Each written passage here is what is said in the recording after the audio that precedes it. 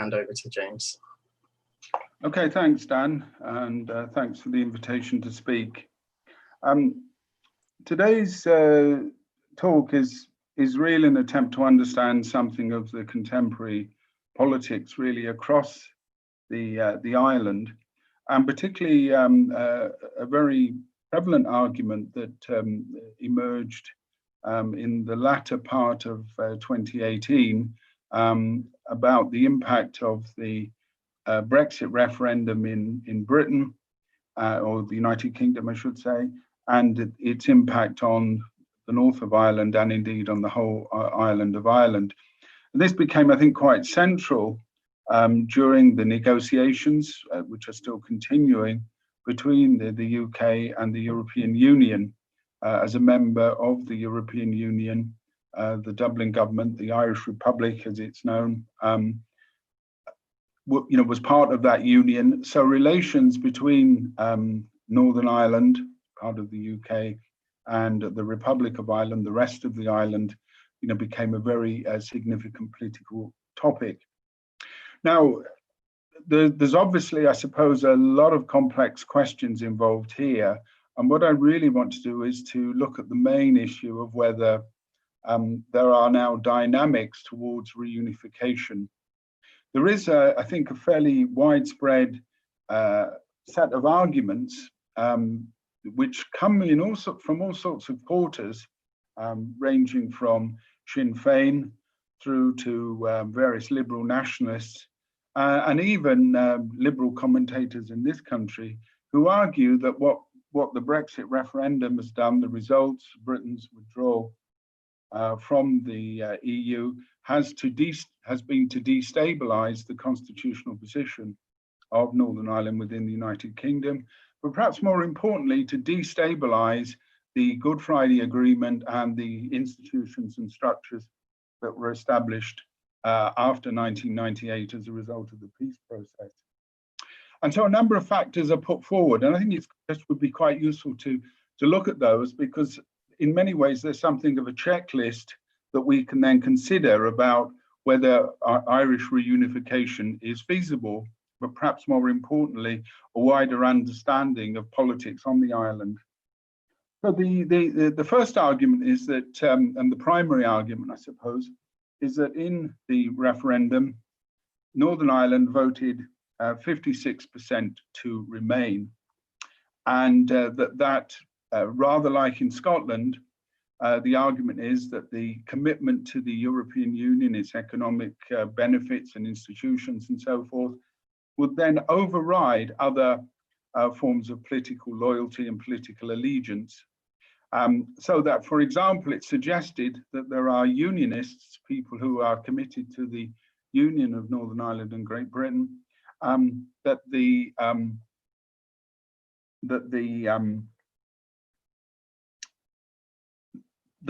would prefer to maintain what they say is economic benefits inside the EU, and therefore would consider different relationships with Britain, even up to and including some sort of reunification with the rest of the island.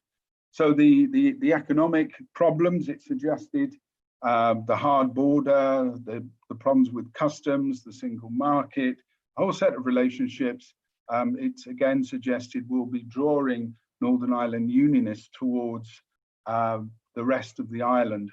This is part of a wider narrative that again gained prominence actually as long ago as the early 1990s, and that was that there was an economic dynamic towards reunification.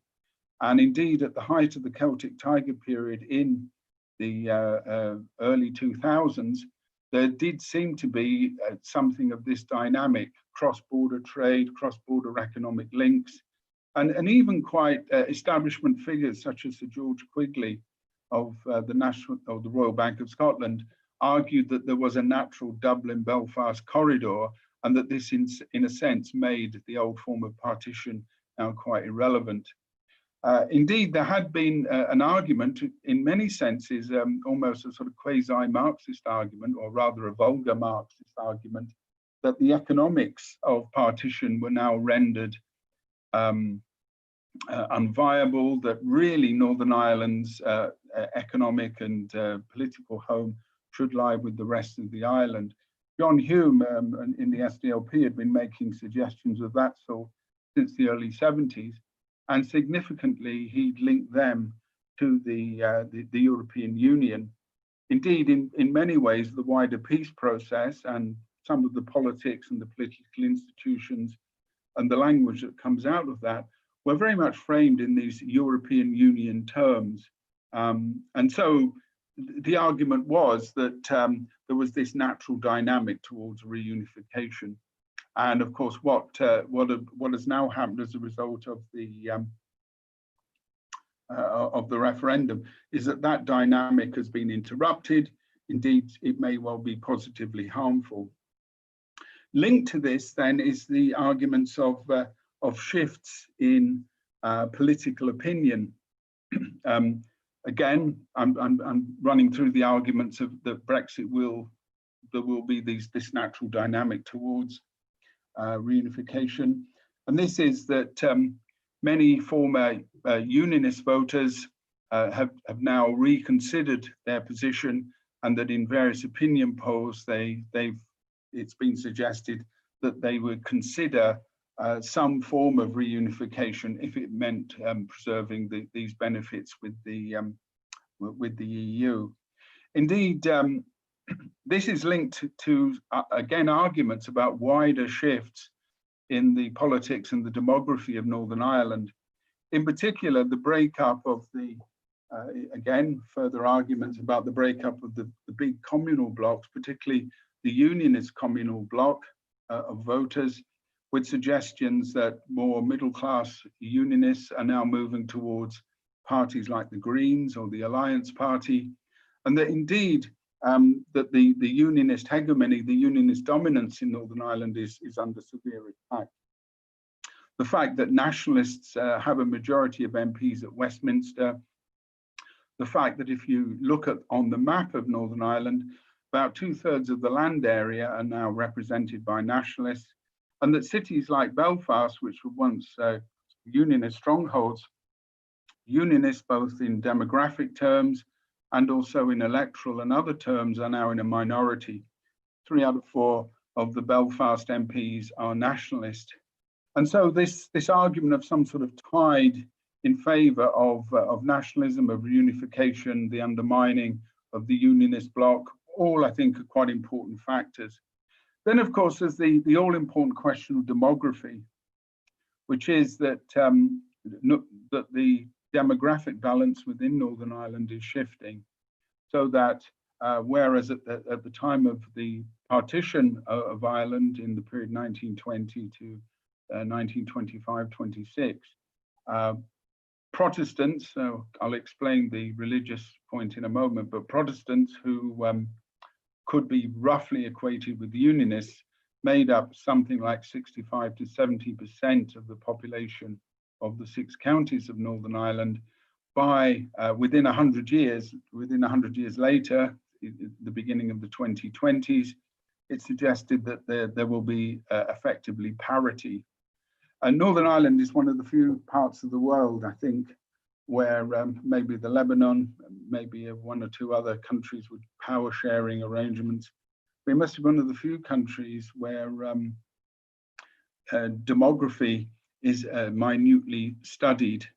And so the demographic balance between Catholics and Protestants, between those who would define themselves as Unionists and those who would regard themselves as nationalists, the balance does seem to be shifting. Again, this all seems to be sort of an inexorable pull towards reunification.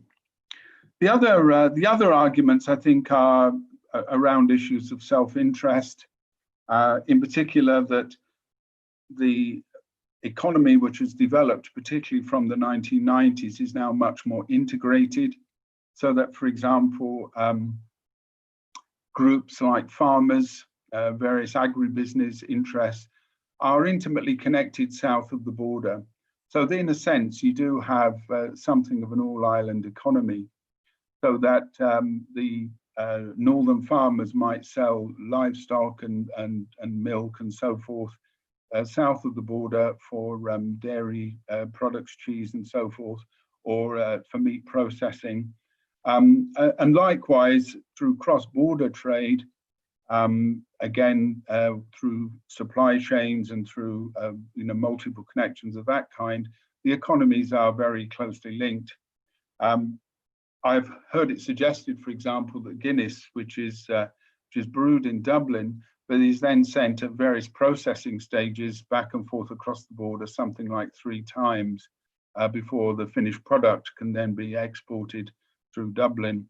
So this idea of an underlying economic dynamic and indeed other changes inside Northern Ireland have all sort of suggested that there is an inexorable move towards reunification in this way.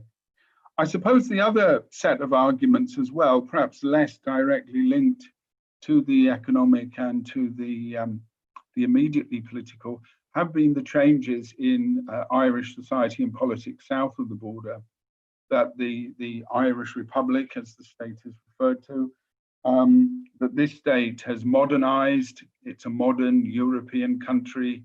It's much more secular. Indeed, in terms of social attitudes, social legislation, in areas like abortion and gay marriage, is much more liberal even than Northern Ireland.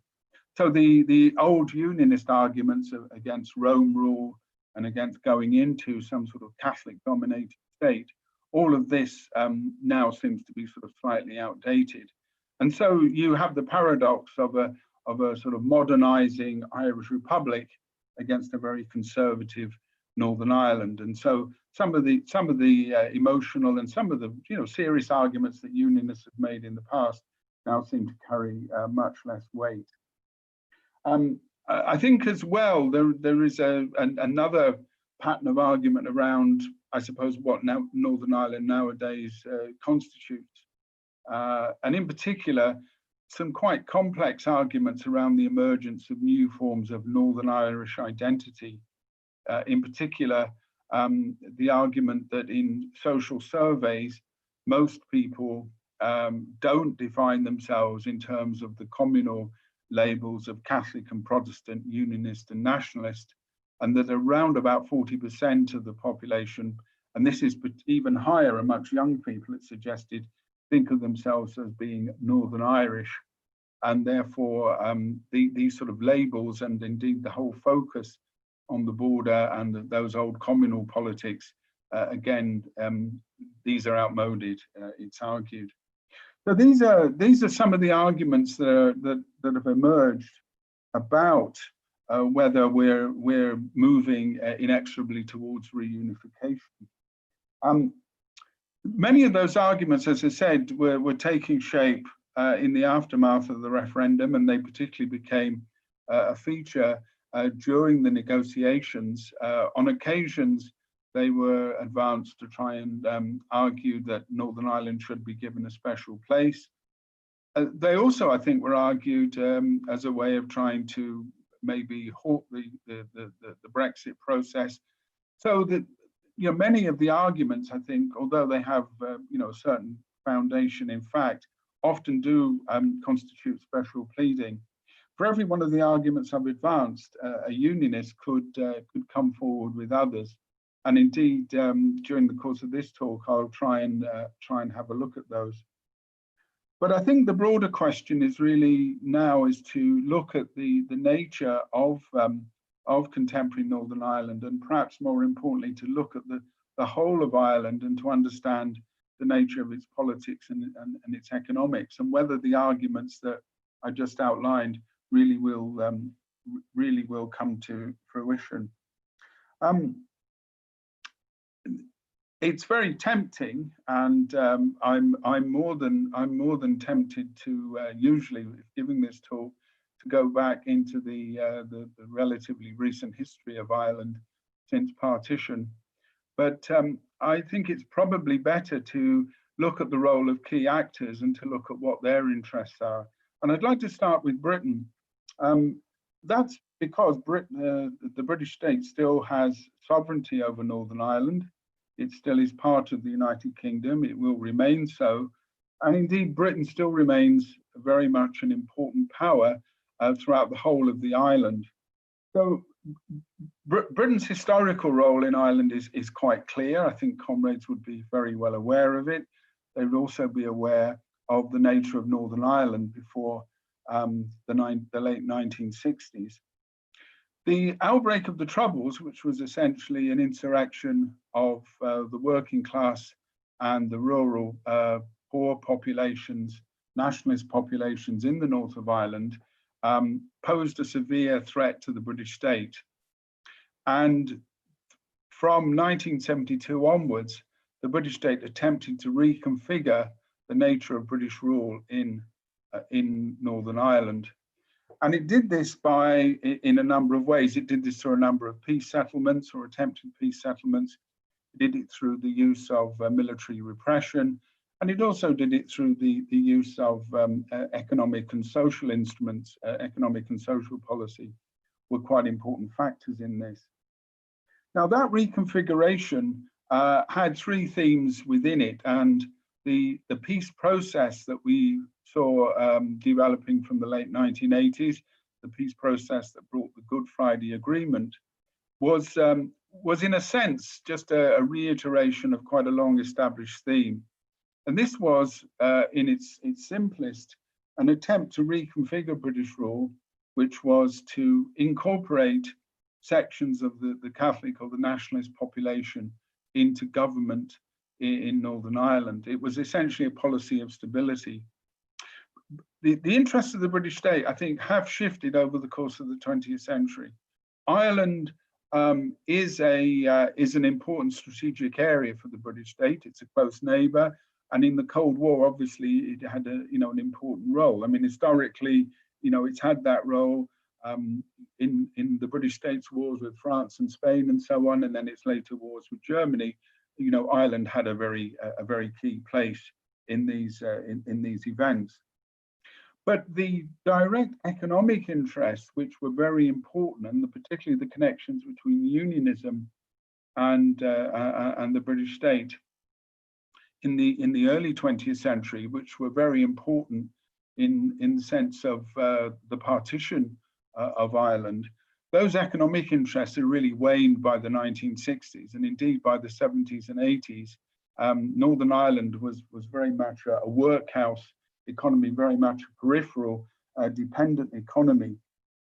So British rule in Northern Ireland doesn't have, I think, the same sort of economic focus as would have been the case in the earlier 20th century. Its imperialism, I think, has a very different role. And indeed, its imperialism was always, I think, slightly modified by relationships between the Unionist government and British governments, particularly between the Conservative Party and the Northern Irish Unionists. Those relationships had always been quite close.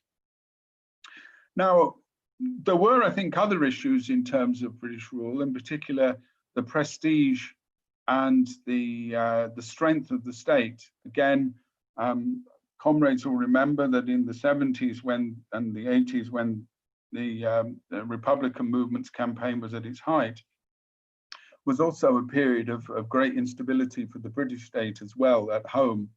And the fears of a linkage between the struggle in Ireland and the struggle in Britain, I think, were very great, and that I think should always be borne in mind. So defeat in Ireland, in the words of John Biggs Davidson, that if we're defeated in Ireland or we're defeated in Belfast, we may have to fight in Birmingham and Brixton, is, I think, quite an important theme. So although there is a sort of distancing between British governments, between London and Belfast, and indeed much of the policy rhetoric and much of the organisation of politics does stress this internalist perspective, this idea that the issues in Northern Ireland are between Catholics and Protestants, or Unionists and Nationalists. There are clearly British state interests here. Now, What does that mean for the moment in terms of British interests? Well, I think that the British state is fairly content to continue essentially with power sharing, with the Good Friday Agreement politics. Remember that the power sharing structure means that the nationalist minority have a structured place in government. So given that that they represent between around about, it depends on particular elections, but anywhere around about 45 to 47% of votes, that means that they're always going, under this system, always going to have a place in government. And of course, this does reflect a wider shift in the nature of the state and of public life in Northern Ireland, in which nationalists from the 1980s began increasingly to be involved with the British state, to find their place within it. And you might argue, as I have done elsewhere, that essentially what the peace process was to incorporate that population in British rule. So Northern nationalists have for a long time enjoyed their place at the table. Then the Catholic middle class, have their place in the golf clubs, in the legal profession, in the various companies.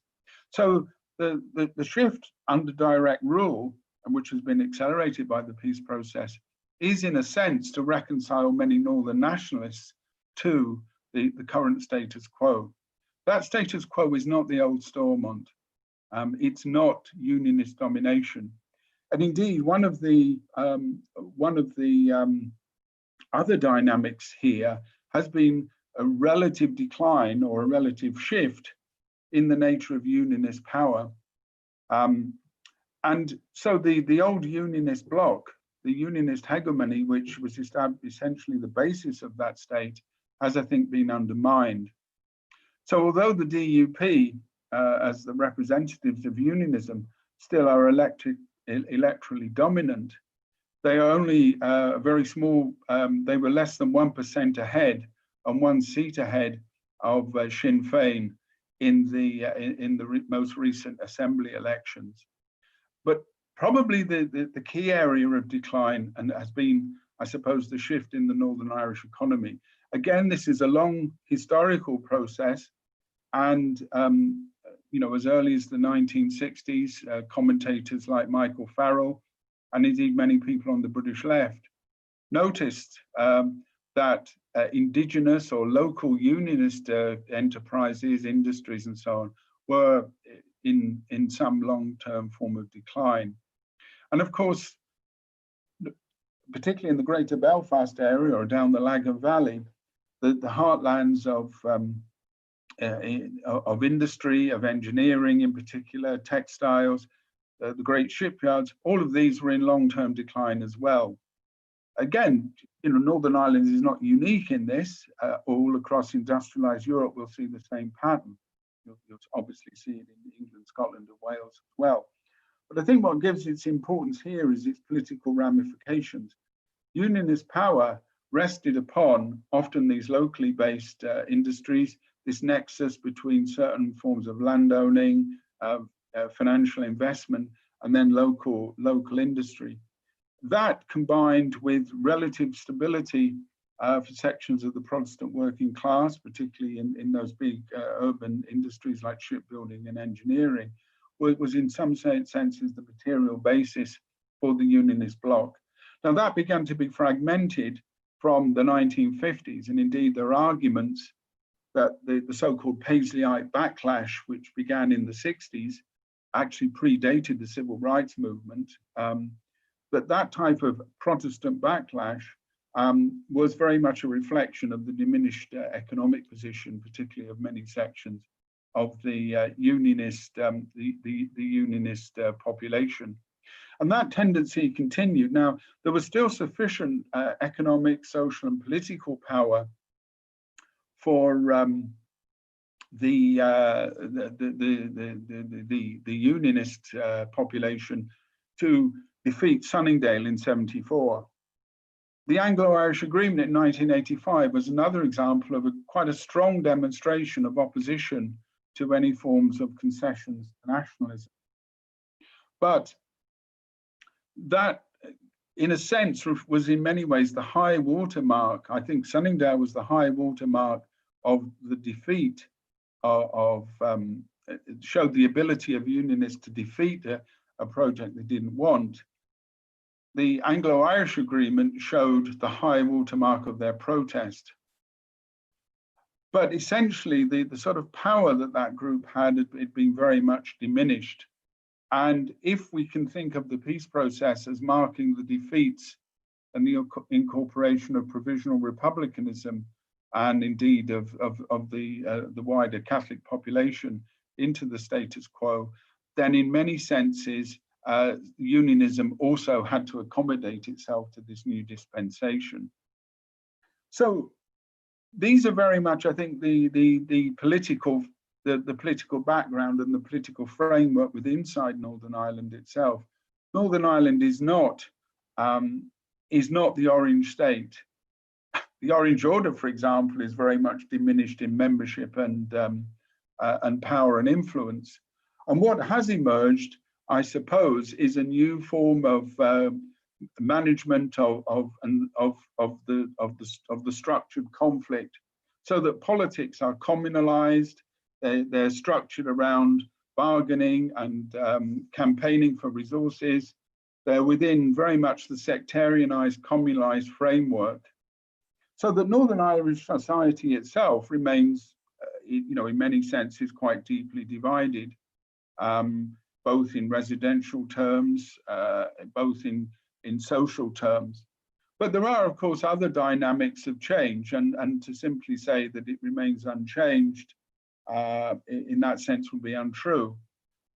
But the relative positions, I think, have shifted, so that, for example, in terms of unemployment, in terms of the role of the public sector, the role of Catholics in public life, there has been a definite shift in their favor. So the patterns of conflict are very much patterns around allocations of resources. And of course, those resources come from an economy which is peripheral in British terms. It's not self-sufficient. When partition was established, when the Northern Ireland state was established in 1920 to 26, it was assumed that it would be largely self-sufficient. Indeed, it was assumed it might make contributions to the imperial treasury. But of course, really, from the 1930s, its long-term decline means that it's now in fact a drain on British resources. The subvention from London to Belfast to pay for all forms of resources and services represents something in the order of between 9 and 11 billion pounds a year. So you can see that it's very much a dependent economy. Its public sector is much higher. Something like a third of the workforce, a third of its output is from the public sector, and in comparison with the United Kingdom as a whole, where it's 19%. So the state, the public sector employment still are much more important in Northern Ireland than would be the case in Britain. Now, I've argued that primarily the British state's interests are in wishing to stabilise the situation, that in particular the attachments and commitments to the Union as such, I think, are fairly pragmatic. It is possible, however, that in British terms, the Johnson government may, for its own purposes politically, I'm thinking of the bargaining with the EU over Brexit. Also, if Johnson develops what is possible, a form of sort of Tory gaullism, where he becomes some sort of one nation Tory defending Britain, then where Britishness may well be deemed to be a threat in Northern Ireland, then this, this then may become something of a cause célèbre. It is quite possible. There are some members of the cabinet, Michael Gove amongst them, who regarded the peace process as a betrayal. indeed, there are some of them whose Unionism, and indeed in the case of Gove, is Protestantism, are quite important features. But whether this is enough to be an important sort of ideological strand, I'm not sure. I think probably not, but couldn't be ruled out given the sort of situation that, the rather uncertain situation that we're now facing. Now, if I've talked about the British government, I want to just turn for the last few minutes to look at the Dublin government, and in particular, their attitudes towards reunification, and indeed towards Brexit in general. Again, I think these are sort of have been fairly clearly established. Again, during the negotiation period, much stress was put on the very serious impacts that Brexit would have on the southern economy. And this is undoubtedly true. Various estimates about the numbers of jobs affected by Brexit, by the impacts on cross-border trade, and so on have been put forward. And indeed, it's very clear that the patterns of Dublin and patterns of southern economic development will be very seriously affected. The effects, though, won't really, I think, be so much to do with cross-border trade. There will be border communities, and the same is true inside the counties as well. There will be border communities that will obviously be affected, areas like Monaghan and Cavan, Louth and so on, Donegal in particular. But I think the main impact of Brexit on the southern economy will be on its trade either into Britain or, more importantly, onto the rest of Europe. Most Irish trade, most Irish goods leaving the 26 counties pass through Britain. Britain is a land bridge, and indeed it's rather prosaic and not quite as dramatic, but the focus is very much on the throughput of goods through Holyhead or through Fishguard, along the motorways and roads, and then down into the Channel ports, and then on into the rest of Europe. So the sort of drama around lorries being held up is nowhere near as important as the hard border, which will encourage dissident Republicans to attack again. So what is the attitude of the Dublin government towards reunification? Well, again, I think that this is part of a much longer term pattern of Dublin governments, in many ways, again, going back to the period of partition. Although there is a national project for reunification, the 1937 Constitution, its Articles 2 and 3, made that a national objective. And indeed, in various opinion polls and in all the political rhetoric, Irish political parties have always been in favour of reunification. But I think the approach is very much an Augustinian one. Lord, make me reunited, but not just yet. In other words, in practice, Dublin governments, whether they be those of a more Republican or nationalist rhetoric, such as Fianna Fáil, have tended to be very pragmatic. Indeed, during the Troubles, the role of the Dublin government was essentially to act in consort with with London and Sunningdale, the Anglo-Irish Agreement, and indeed the peace process itself, all worked upon this idea of the Irish dimension of essentially cooperation between London and Dublin to maintain the status quo. So the rhetoric was given the lie by the reality. The rhetoric of reunification, even of politicians who played the Republican card on occasions, such as Charles Haughey, this rhetoric was very useful at election time. It was also very useful historically to explain the weaknesses of the southern state, the fact that it was economically underdeveloped, the fact that it had high rates of emigration, all could be blamed upon the malformed national project, the fact that the nation wasn't united, the fact that it was divided. In practice, Dublin over the 100 years or so, has developed essentially a southern national state. And so when people are talking about an entity called Ireland, for older people like me, Ireland is a 32 county entity, but for many now, Ireland is essentially the 26 counties. Just look at the weather forecast and you'll see that the 6 northern counties are often taken out of it. Or in a very confusing references to the northeast in the Dublin newspapers talk about Dundalk. They're not talking about Ballymena and Ballycastle on the Antrim coast or over in Derry or wherever. So essentially, I think that there has been a deepening of what we might refer to as a partitionist consciousness amongst the Dublin political class and amongst Dublin governments. And indeed, you can perhaps understand why the North is a problem.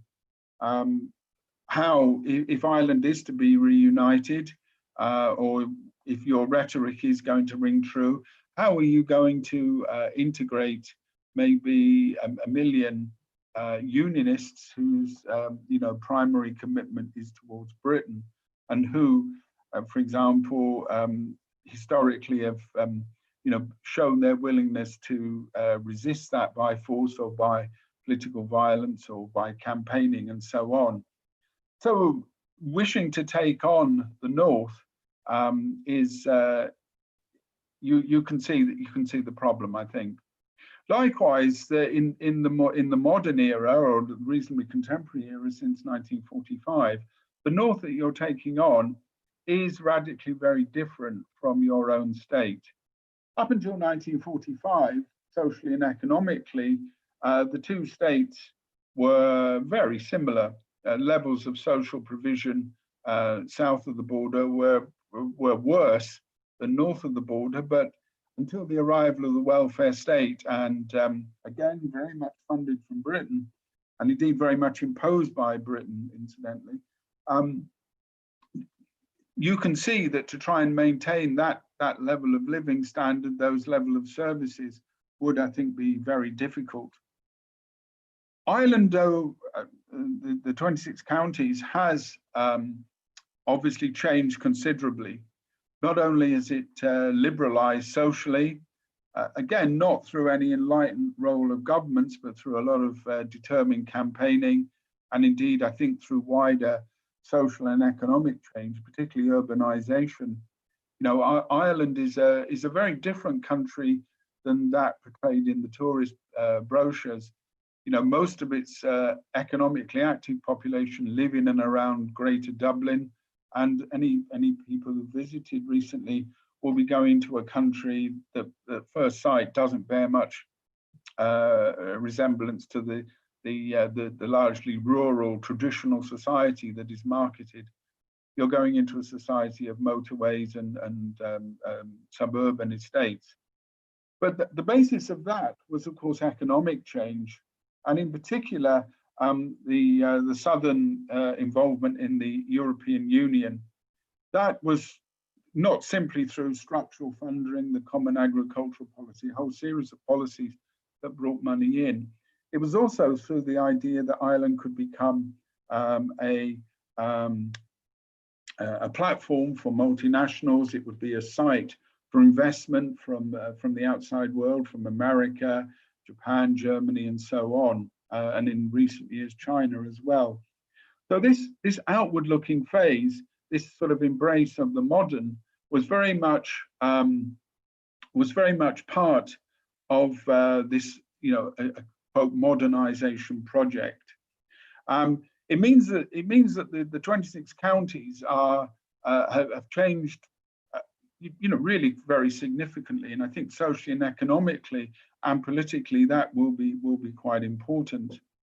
But of course, those patterns don't remove, I think, some of the underlying, political weaknesses and indeed underlying political issues. From the late 50s, Dublin governments had a conscious strategy of attempting to break away from their more autarkic, insular past become a platform for the international economy to encourage investment, often through tax concessions or low taxes.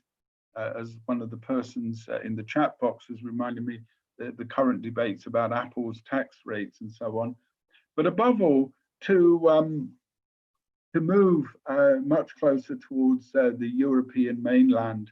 In other words, to use the European Union as a way of breaking from British influence. Now that I think is more of a balancing act now. Politically and economically, the 26 counties are very clearly linked into Britain. British retail is very dominant, British media, and I would say, again, just purely anecdotally, the 26 counties are now culturally more closely integrated into what I think was the Anglosphere of North America and Britain than they were even in the 1960s. So the paradox has been that this economic development has given the Dublin government a degree of self-confidence as it shifted its attempts at finding a patron towards Brussels and towards Berlin, but its economic closeness to Britain is still very strong. Now, where does that leave the politics of reunification in terms of the 26 counties? My view is that Dublin governments, and I see no really strong evidence to counter this, would prefer a modified form of the status quo. They are quite happy with the degree of influence that they exert there to stabilize the situation. They see the obvious economic and political problems by any form of precipitate reunification. And indeed, all of the arguments that are advanced are usually around the fact that the 26 counties can't afford it, and that even if the European Union or the United States came up with another form of prosperity and peace, that this wouldn't be possible. So I think that politically the arguments are fairly clear that Dublin governments want to maintain the status quo. They might want modifications of it. They might, on occasions, think of better ways to reconfigure it. But working closely with their partners in London, I think is their main approach. Politically, members of the government might find it useful on occasions to appear anti-British, just as British ministers may find it useful to appear to be more pro-unionist. But I think the basic framework in that way is established.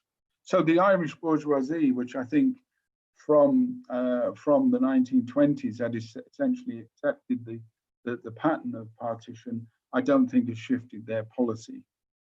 In economic terms, Brexit is obviously going to have a major effect. And as I've said, that is not primarily through its north-south dimensions, but largely through its east-west patterns.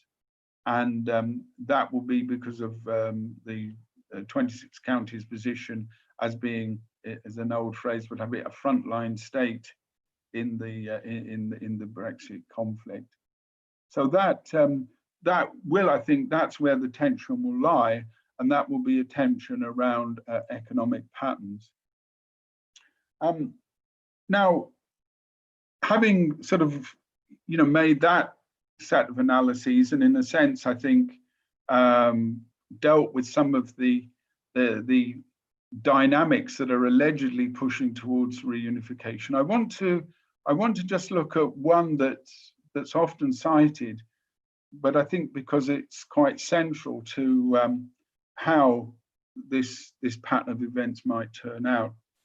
And this is really the dynamics inside the north of Ireland, and in particular, the dynamics for the completion of the National Democratic Revolution or reunification. Now, the troubles that began in the late 60s and then turned into a very important revolutionary challenge to the British state from 1970 onwards with provisional republicanism.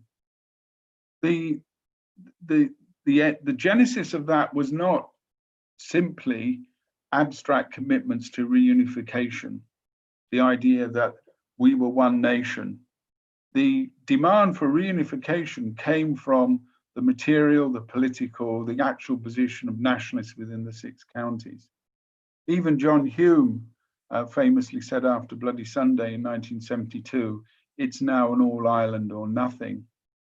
So the position of Northern nationalists was very much rooted in their, material existence. They could not have a decent life within the Stormont system.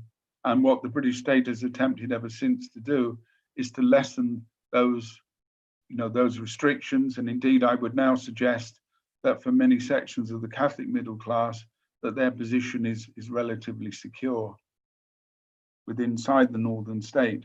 So the sort of dynamics that might give rise to a national movement from within inside Northern Ireland, I think don't exist.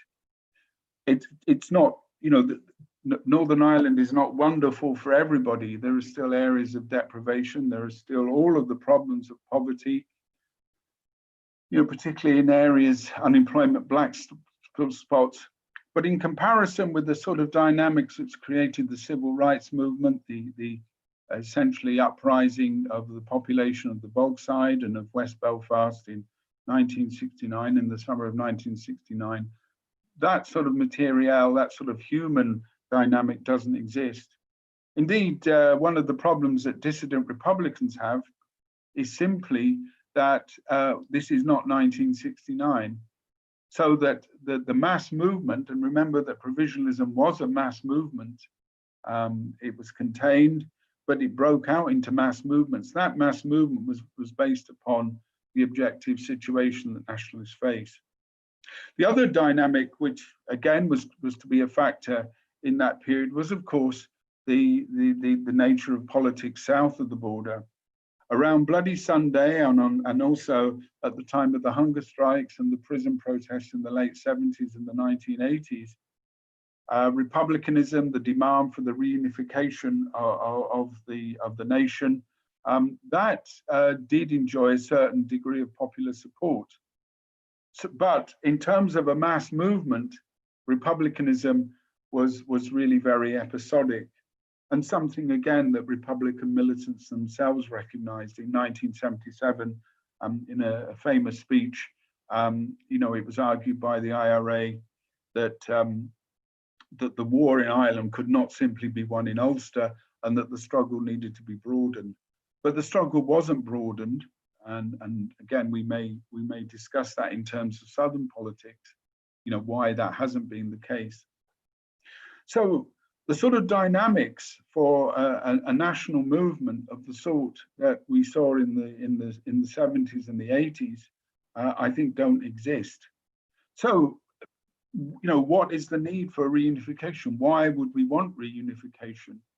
And if reunification were to occur, would it, for example, be a unitary state, or would it be simply a Good Friday Mark II?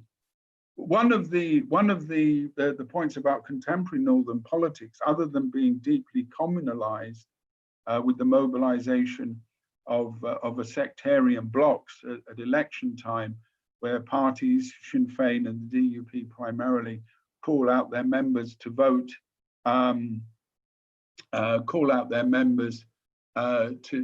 vote for their particular tribal grouping. So this then is the form of contemporary politics. The national question is used to mobilize voters inside the existing status quo. So those could be arguments, I suppose, and indeed many on the Irish left have, I think, de facto abandoned the idea of reunification. I still think, though, that the national project and indeed the demand for national reunification is a progressive one. And I think for the very reasons that I've just outlined. In 1912, Connolly referred to partition and the possibilities of partition as being a carnival of reaction.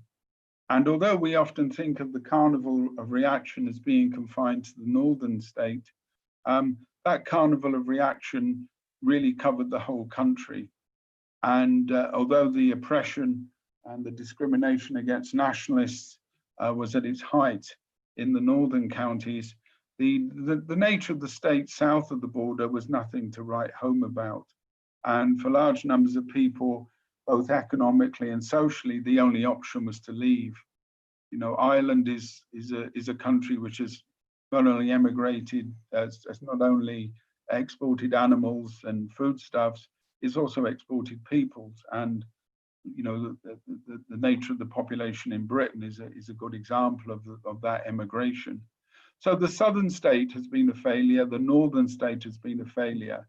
The politics of the north are communalized, and they allow middle-class Catholic politicians, which essentially is what Sinn Féin has become. They allow Unionist reactionaries to beat the orange drum at election time, for the Sinn Féiners to pretend that they're the heirs of Bobby Sands, and for everybody to file into the voting booths and vote for the status quo. South of the border, the ideas of a sort of pseudo nation are then used either to rally people around the flag during historical commemorations.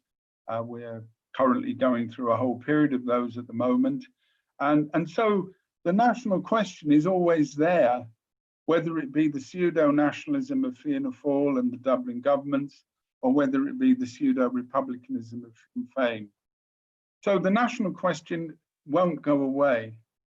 And I think the job of Marxists in Ireland and indeed in Britain is to argue for reunification, not for some sort of sentimental and idealistic and emotional reasons, but for simple, pragmatic political reasons, that if we're going to take on the Irish bourgeoisie, whether they're orange or green, then a united republic is the way to do that. I know that sometimes when this demand is raised, the nature and the status of the Unionist population is often discussed. How will they react to this demand? How can they be won to this demand? And you know, perhaps that's something that we should discuss, particularly because their changing consciousness or alleged changing consciousness, the weakening of commitment to the union, is said to underpin these arguments around Brexit. I think Northern Irish Unionism is a significant and you know, an interesting, and I mean that in the Chinese sense, problem.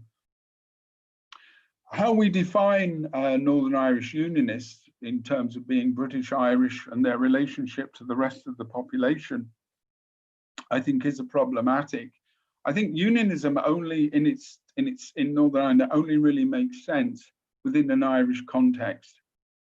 That's not just a way of saying that the Tories are not really unionists and that their interests are more to do with finance capital in London. But even historically, the nature of Northern Irish unionism is in its relationship with the nationalism and with the rest of the population in the island. Their Britishness is very conditional. Indeed, their willingness to fight British governments and indeed to break the law and indeed to see themselves as a distinct entity from the British state indicate that their Britishness is of a very different character. The other issues around that reunification, for example, whether it would have a federal nature or some other form, I think are also problematic.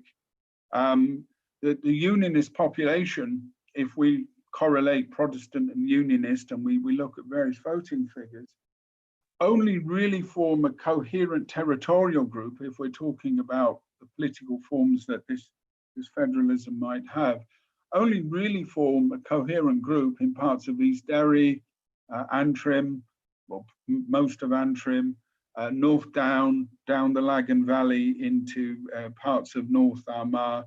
And then it's really sort of isolated pockets of concentration. much of the discussion around around the reconfiguration, either of the whole of the island or of Northern Ireland, has turned around forms of identity politics and of cultural autonomy, which to me almost sort of smack of Austro-Marxism and the idea of almost individual cultural rights. And I think this is particularly true in terms of the Good Friday Agreement, which has framed political objectives in terms of state formation as cultural identities. And if you think of the way that that's going, you can see again that it has taken on a very reactionary character of solidifying these communal differences. So I throw this in right at the end, partly because I think the demand for an Irish Republic, for the separation of Ireland and for the reunification of Ireland still remains historically progressive. I still think that economically and socially, the integration of the island, which is very strong, is important. But the form of that reunification and the place of Unionists within it, I still think is problematic and one that we need to discuss. The current system has a degree of stability, but I would add just one proviso as I conclude. Underlying all of these discussions that we've been having, certainly in relation to Britain, capitalist world, is of course the economic crisis, the COVID crisis as well. And given the rather peripheral economic nature of both the 26 counties and the 6 counties, given their dependence on outside capitalism or the British state, then these are not stable entities in a world crisis. The impacts of the financial crisis south of the border we've already seen. We can understand those. I also think that not only the economic crisis, but a possible political crisis involving Scotland and the demand for Scots independence, again, could throw up some interesting forms in the north of Ireland, particularly given Unionists' historical links to Scotland and their affiliation with that form of politics. So, although I think the tendencies are towards the preservation of the status quo, I don't think that Brexit gives the dynamic that many people think. I think that the possibilities of instability are there, and of politics taking unexpected forms. I also think that the Irish state and others and other forces on the island are not strong enough, or either are not committed enough, and indeed have not been historically committed to reunification, and that the forces that will carry that reunification out will be those of a popular and a democratic character. It will be a movement from below, not a reconfiguration of states from above. But I'm very much up to my time, so I will leave it there. Okay, thank you, James, for a really interesting talk. So now you're going to be turned into panelists. That means that your screen is going to collapse and then it's going to reopen again. Don't panic, this is completely normal. You just open it again and it will be fine. So if you want to speak, you can just click on participants, and then on the right-hand side, there is a raise hand icon. Or you can click in the chat box and just write your name there, and I will see it, and then I'll call people to speak. So we'll just give that a few moments for that to go through, and then I'll call the first speaker.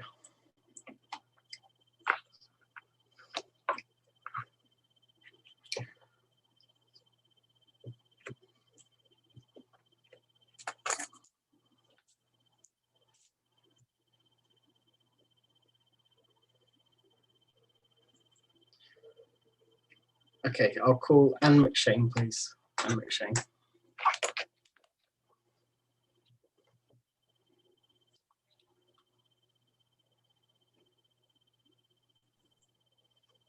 Okay, all right, thanks, James, for that.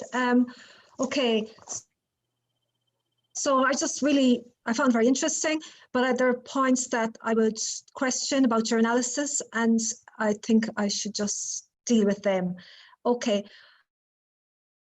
So you spoke about, you do speak about the 26 counties and the 6 counties, and you did say, well, that's how you view it. And I think, you know, in terms of the traditional view of a divided Ireland, but I think it's wrong to think of there being the 26 counties and the 6 counties, because I think it's more accurate to think about it as 2 Irelands.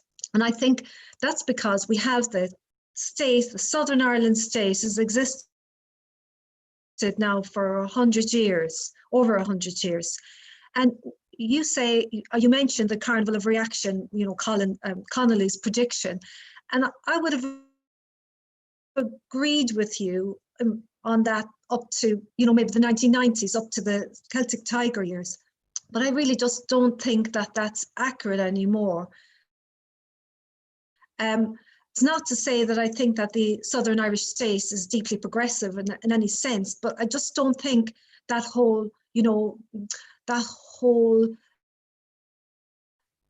scenario of there being, you know, deep religious repression either side of the border can be described as the same now.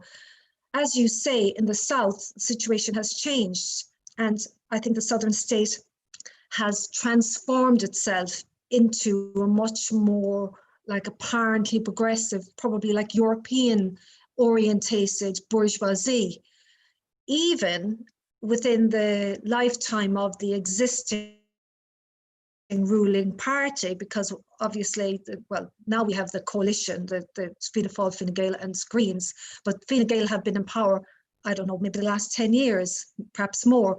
But under this last leader, Enda Kenny, I don't think you would have seen the kind of changes that you've seen recently. I don't think that he would have been able for it. I think that he would have had far closer connection with the church. And I don't think he would have pushed, or I think he would have been a lot more obstinate, and in fact he was, when it came to questions of abortion rights. So Leo Varadkar, our previous Taoiseach, now Taoiseach under the present government, was able to put himself at the head of a movement, and he was very successful in putting himself on the platform for gay rights and also for incorporating the question of women's right to choose, although actually he's personally had a very conservative approach in the past, but he was able to transform himself. So, but I do think as well as that, I think it took them by surprise the extent to which people did want to have abortion rights. You know, when they set up as they did the People's Assembly to discuss whether they should bring about legislation to allow abortion in the south of Ireland, I think that they very much expected that this was going to impede any real change. And instead, it facilitated change to an enormous extent, far beyond what I expected it to.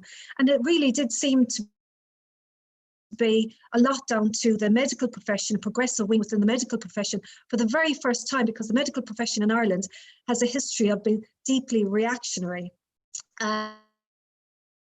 I mean, and that's no surprise given the predominance of the church in medical institutions throughout the country. But like particularly among GPs, and Mary Favier, who is the person who led the pro-choice, the Doctors for Choice, she influenced a lot of people. And obviously they themselves were influenced by their own experiences of women coming to them looking for abortions and being in very difficult circumstances. And then just, you know, the whole kind of practicality of it, the whole kind of, how can I, rationality of it, sort of, you know, suddenly the religious side of it was marginalized. The religious kind of, even people who were religious, who go to mass every day, voted for abortion rights. I mean, that was an incredible, you know, it was a sign of secularism, which I think was quite remarkable. So actually, there was an article in the Weekly Worker at the time about the question. I wasn't writing because I was away studying, and I thought that was a bad analysis, because it really said, well, it's more or less business as usual, in the sense of this is not a break with bourgeois ideas. And I think that is wrong. I think it marked a very important change in Southern Irish society. There's an article in the Weekly Worker. Sorry, that's okay. So then then about the question of whether there will be United Ireland. So the most recent general election saw a surge in support for Sinn Féin, and there's been different analysis about why that was. Was it anything to do with republicanism and the sense of an aspiration for national unity, or was it just because of the fact that they stood on more left-wing politics and the government was deeply unpopular? And in fact, the government was deeply unpopular, and the government still is deeply unpopular, although they've managed to come together with a coalition. I think myself it's a combination of both. I think that Sinn Féin represents, the newest form of left-wing republicanism, although I don't support them, and I argue against them time and time again, because I think that they are not a progressive or a working class organisation in any sense. But people did support them because of that, but also in terms of their demands, they included the call for a border poll. And this is during the kind of the tense days around the Brexit negotiations. And whether, I'm sure you're right in terms of the difficulties presented to the south of Ireland by Brexit don't really come from the north-south divide, but come from the east-west. Nevertheless, there was a sense that this was something that, particularly because Northern Ireland had not voted to leave, that this was a chance to bring together the people of Ireland as a progressive small nation. So I think that that's important. So therefore, I think I disagree with you to a certain extent in that I think that there could be a border poll if we got a Sinn Féin government, which I think is not outside of the bounds of possibility. And I think that a border poll could possibly result in a yes vote for a United Ireland. Whether that means a mass movement or not, I think is a different question. Then in terms of Sinn Féin and Irish nationalism, it is often the case that I see British left-wing commentators support the election of Sinn Féin or support Sinn Féin. And I think that that is extremely wrong. I mean, Sinn Féin are not a progressive working class organisation. Irish nationalism in the south is actually, I think, a very reactionary nationalism. Despite what I've said about the changes in terms of secularism, there is an enormous antagonism towards migrants. It's like, it suffers the same problems as every other nation in that sense. I don't think that we can say that we have a particularly progressive nationalism here in Ireland, in the sense of, us or the Irish as a colonized, an ex-colony of Britain. And finally, I just want to say that I think I differ from you, because although I suppose I shift and change, I recognize there is a national question. I am affected by that national question. I too get angry when Boris Johnson goes and, says something chauvinistic, or when Ireland is unnecessarily affected by what happens in Britain at the impact of Brexit or whatever. And that's how I became political. But what I think is more important than anything else is that the British and Irish working class have a programme that brings us together for revolution in both islands. Now, okay, I'm not saying that that's, sufficient unity for revolution, but at least it's a step forward. I feel that for us, we need to think about the two islands because we are so integrated. And I think we need to come up with a programme that unites the working class of both islands in revolution. in a revolutionary movement. Now, obviously, that needs to have national rights within it and national equality within it. But I think given like the British left, including the CPGB, says very little about Northern Ireland, although it's part of the British state. I think we need to really address that question. Anyway, I've gone on too long already, so I'll leave it there. Thanks. Thanks, Anne. Christopher Gray next, please. Yeah, thanks very much for that analysis. A lot of multiple lines of inquiry been suggested. What I'd like participants to address also, what hasn't been immediately talked about, but I think is quite important, although it's been discussed before many times, is the position of the Irish left on the whole. This is in the whole of Ireland, not just in one part, but in both sides of the border. My sister-in-law, who works as a community nurse in Dublin and has experience in treating tropical diseases, is very dismissive of the whole Irish left. He says, well, it doesn't exist. La gauche irlandaise n'existe pas, if you want to put it in French. So I think we have to look at what's coming out of organizations like IRIGI, the IRSP, People Before Profit, etc. I'll just throw that in. Thank you very much. Thanks, Chris. Next, Ben Cousin, please. Have I unmuted myself adequately? You're fine. Can somebody? I have adequately unmuted myself, and you can hear me. Thank you for your thumbs up, James and Jack.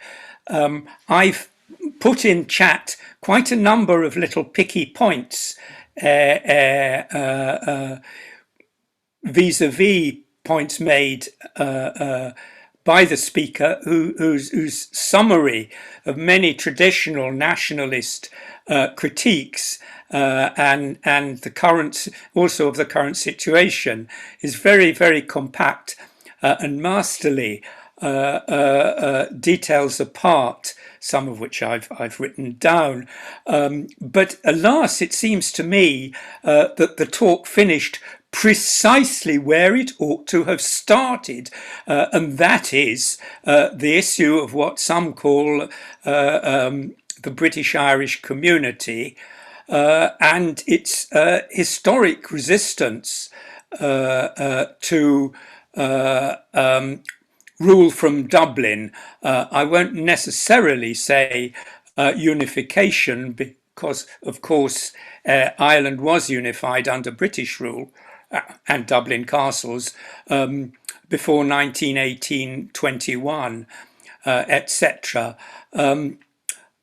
I think the economics of partition is a historical and latterly a political issue which ought to have been addressed because in the form published, for example, by the British and Irish Communist Organisation, it sheds a great deal of light on the nature of the British-Irish community and its politics.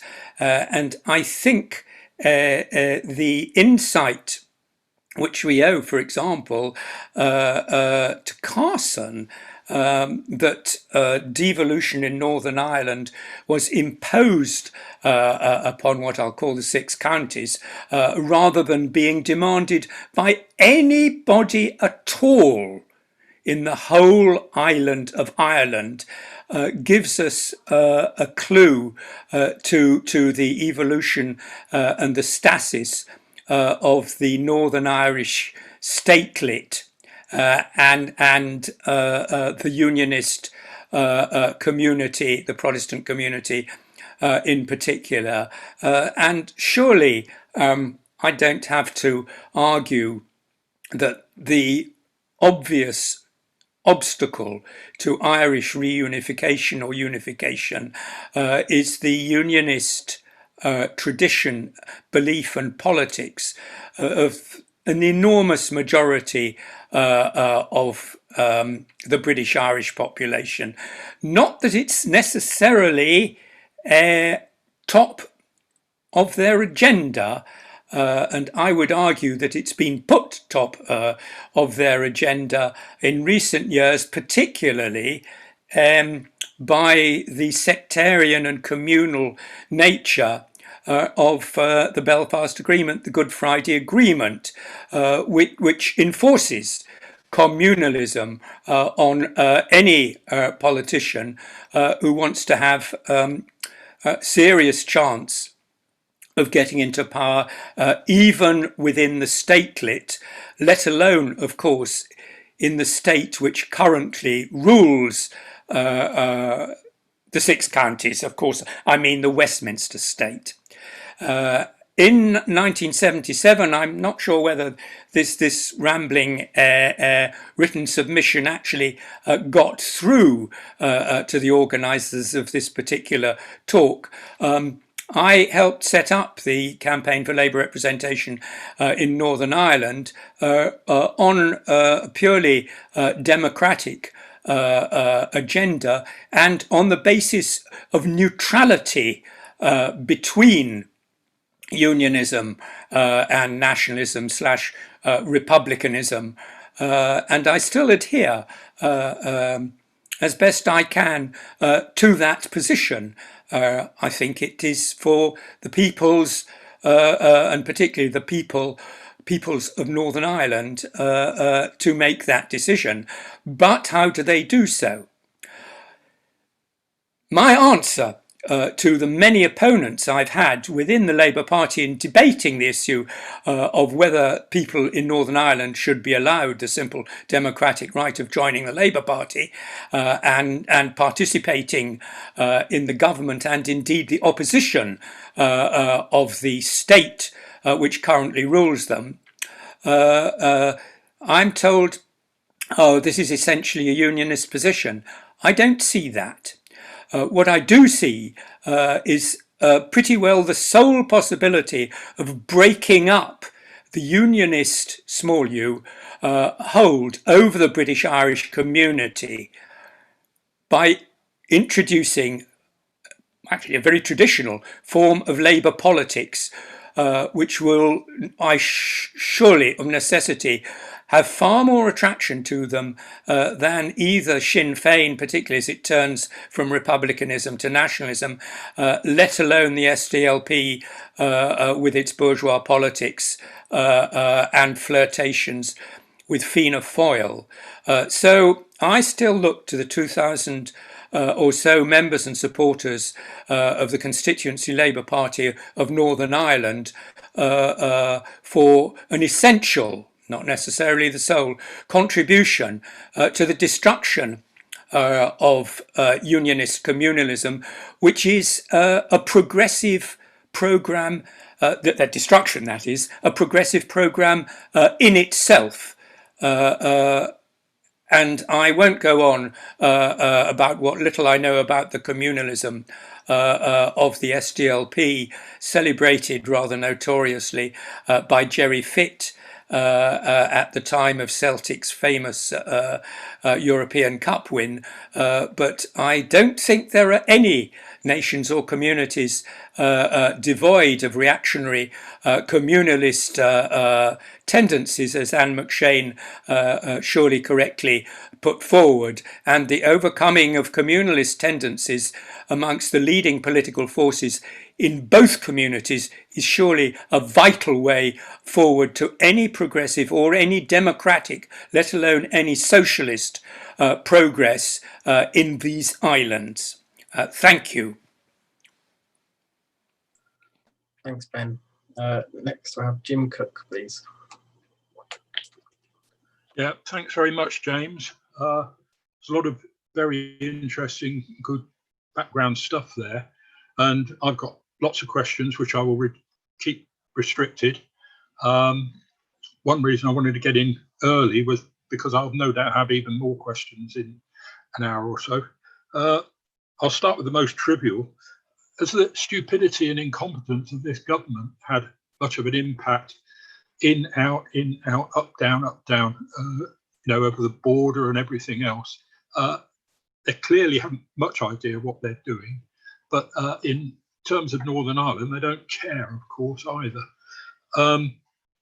Another one, relatively trivial, is I was wondering about like, for instance, the Orange Order, the marching bands and all the rest of it.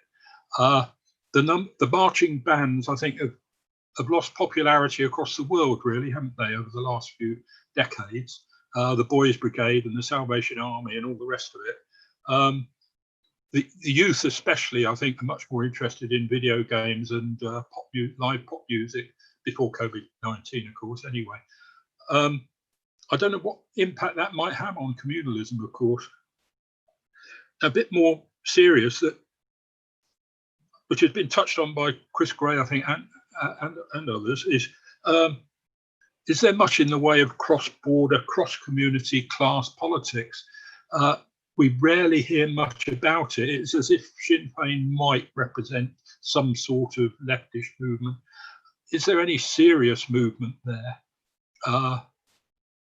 going on, as it were, almost under the surface because of the numbers involved and the publicity involved?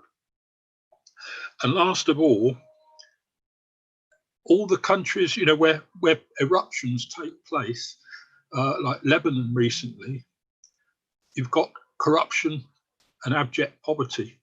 And I think you've got both in both of the statelets in Ireland. You had the wood burning thing in Northern Ireland, but politicians can't help filling their pockets, can they? And they can't help doing it at the expense of everybody else. I remember I asked last year at the Communist University, Alan and Anne, I think, about were the scenes in Dublin and Cork and so on similar to the scenes in London and Birmingham of people sleeping in doorways and shops closed, and they said it was worse in Ireland. So you've got there the poverty, you've got the corruption. Things can happen anytime, anywhere, can't they? Thank you. Okay, thanks, Jim. Call Mike McNair next, please. Mike McNair.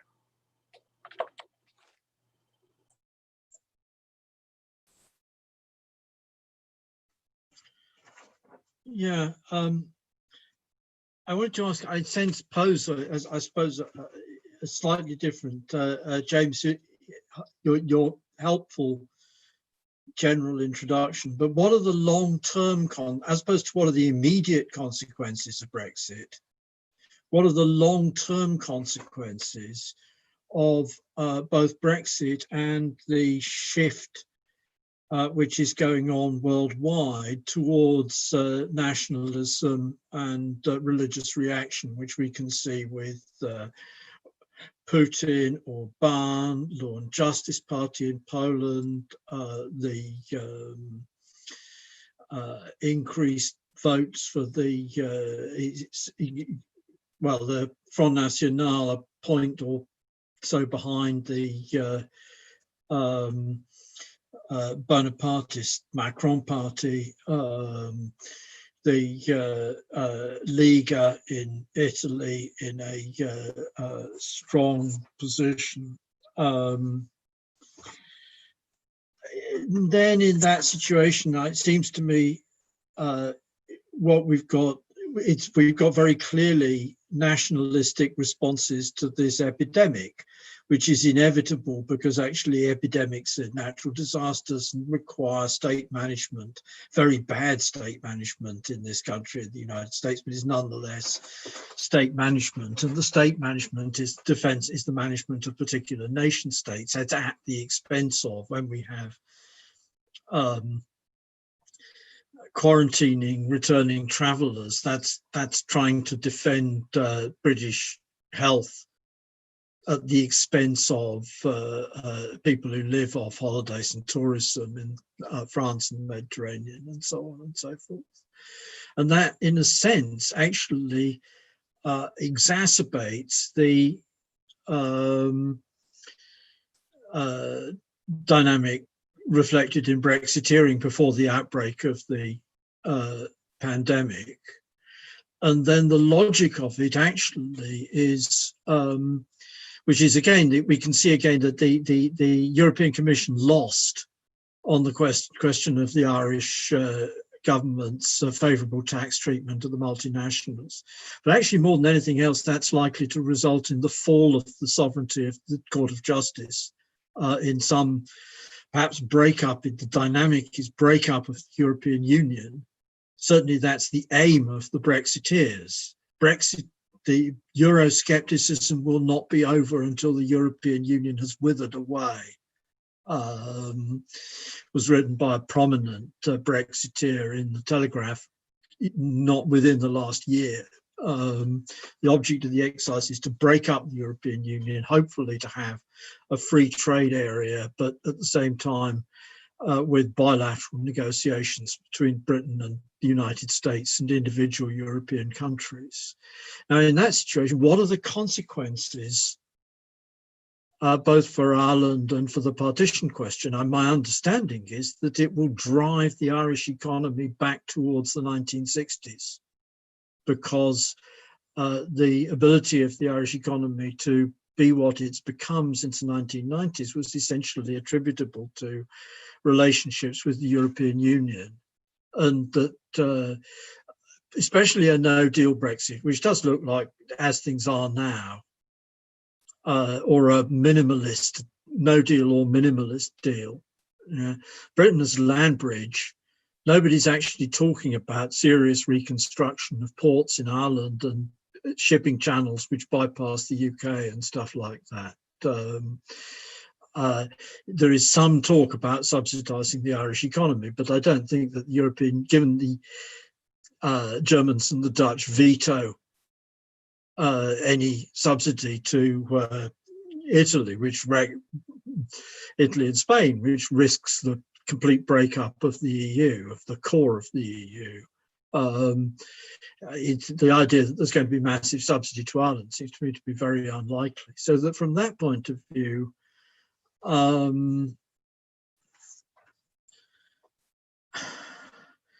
it seems to me that where we should think, and that what goes along with that, is actually the geostrategic interest of the UK in relation to Ireland, which you referred to earlier. Essentially, is the geostrategic interest of the UK in relation to Ireland is control of the North Atlantic, is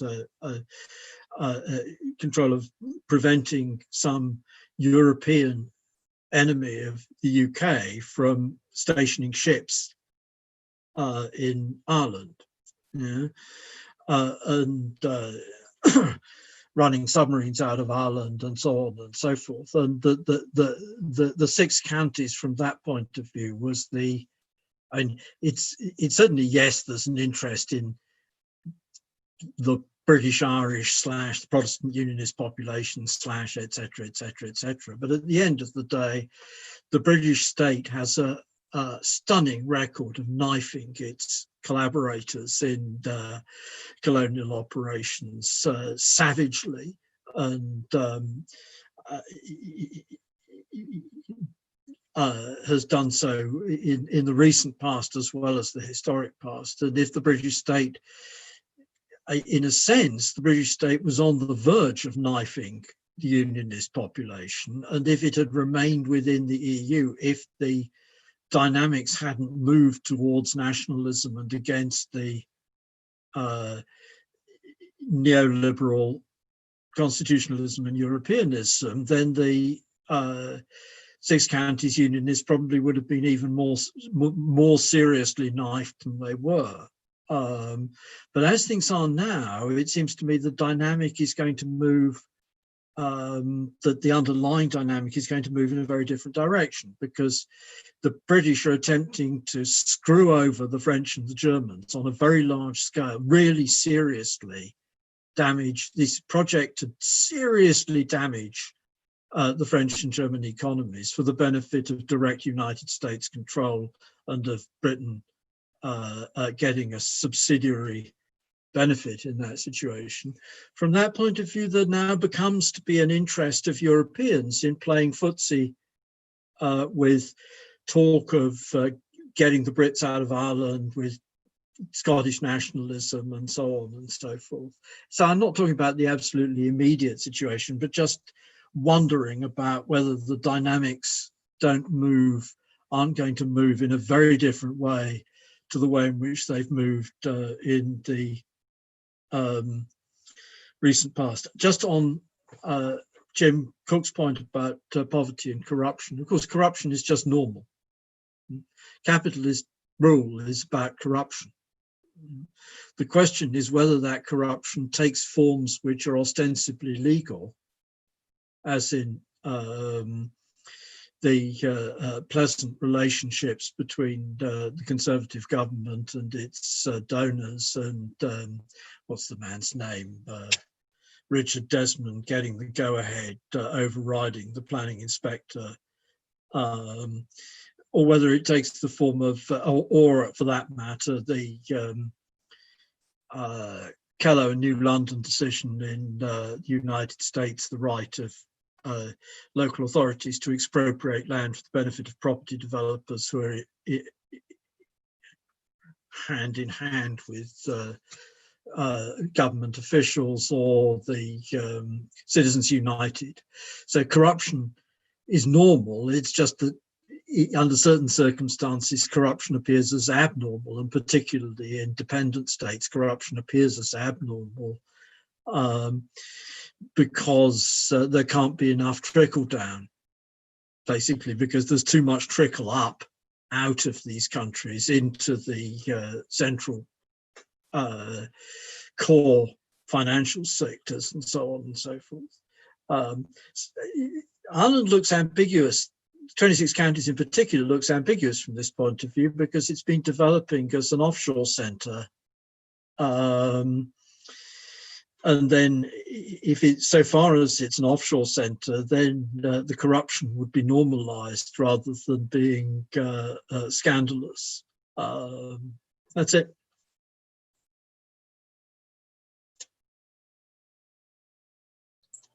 Thanks, Mike.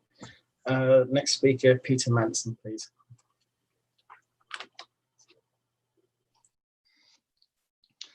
Right, thanks very much. Like other comrades, I thought James Harvey's introduction was very useful indeed, covered all sorts of different angles and really delved into the complexity of the situation. Just a couple of things I'd like to concentrate on. I mean,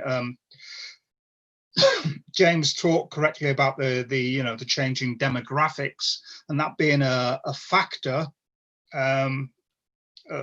well, towards Irish unity.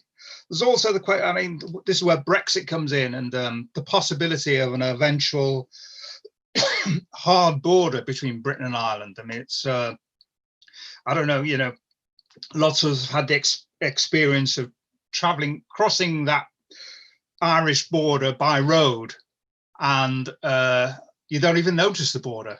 And that is a situation that just about everyone in Ireland wants to maintain. So that's, so there'll be constant pressure with Ireland remaining in the EU and Britain out to try and change that in the direction of a hard border. It's not quite hard, but certainly less open than it is now. So that's another factor as well. I'd like to stress one very important factor, and that's the British nationalist role in the whole of the UK, not just amongst the British Irish in the 6 counties. And I think it's this is the UK, the United Kingdom, is central to the current ruling class ideology, isn't it? And both words, United and Kingdom, have equal significance for them. First of all, the monarchy itself, the kingdom, the monarch is someone who represents everybody. This is the ideology, isn't it? It's nothing to do with different classes or anything like that. The monarch rises above classes. She's for everyone, and that also applies to the various nationalities within Britain as well.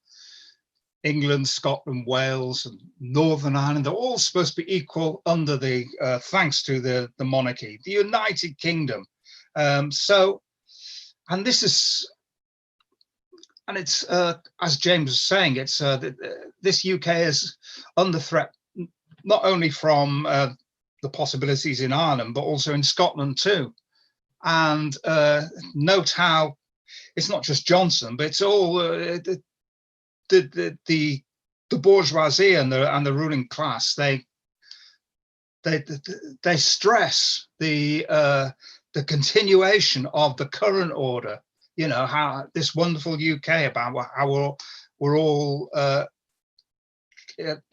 equal in theory. To say, no, you don't want to leave you in Scotland. It's in everyone's interest for us to remain united. And the same, that applies to Northern Ireland too. So it's a big problem for them. Should there be moves towards Irish unity, that would surely see, well, the disintegration of the whole of the UK with Scotland next along the line. I thought Anne made a very useful point when she talked about the unity of the Irish and the British working class. And I think this is connected to, in a strange sense, to our policy of a federal Britain and also for a federal Ireland too. If you remember about 150 years ago, I don't know when exactly it was, but Frederick Engels called for a federal Britain and Ireland. This is because there's obviously, it's two separate nations, but they're culturally very closely connected. They speak the same language. So that seemed to him to be a long-term solution. So, I mean, today we call for a federal republic. Yeah, I should also stress, by the way, that in opposition to the United Kingdom, our republicanism is a key element too. So we call for a federal republic of England, Wales, and Scotland, and we also call for a similar arrangement in Ireland. We want Ireland was incorporated. You know, it was part of the British Empire through colonialism. So for any equality, then you know that must be ended once and for all. But we also need to put into context the progressive future, and I think what Engels is called for a federal Britain and Ireland is something that could be revived again in the near future as part of the struggle for the British and the Irish working class to fight together for working class rule. That is something that could be promoted to a more immediate demand, I think. Thanks. Thank you, Peter. I'm going to take Jack Conrad, but then James will come back. Okay. Okay, so Jack Conrad, please. Yeah, thanks for that, James. I think there's some interesting points coming out.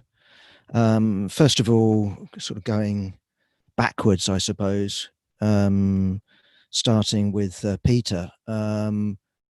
From our point of view, calling for a federal republic, whatever, is an immediate demand.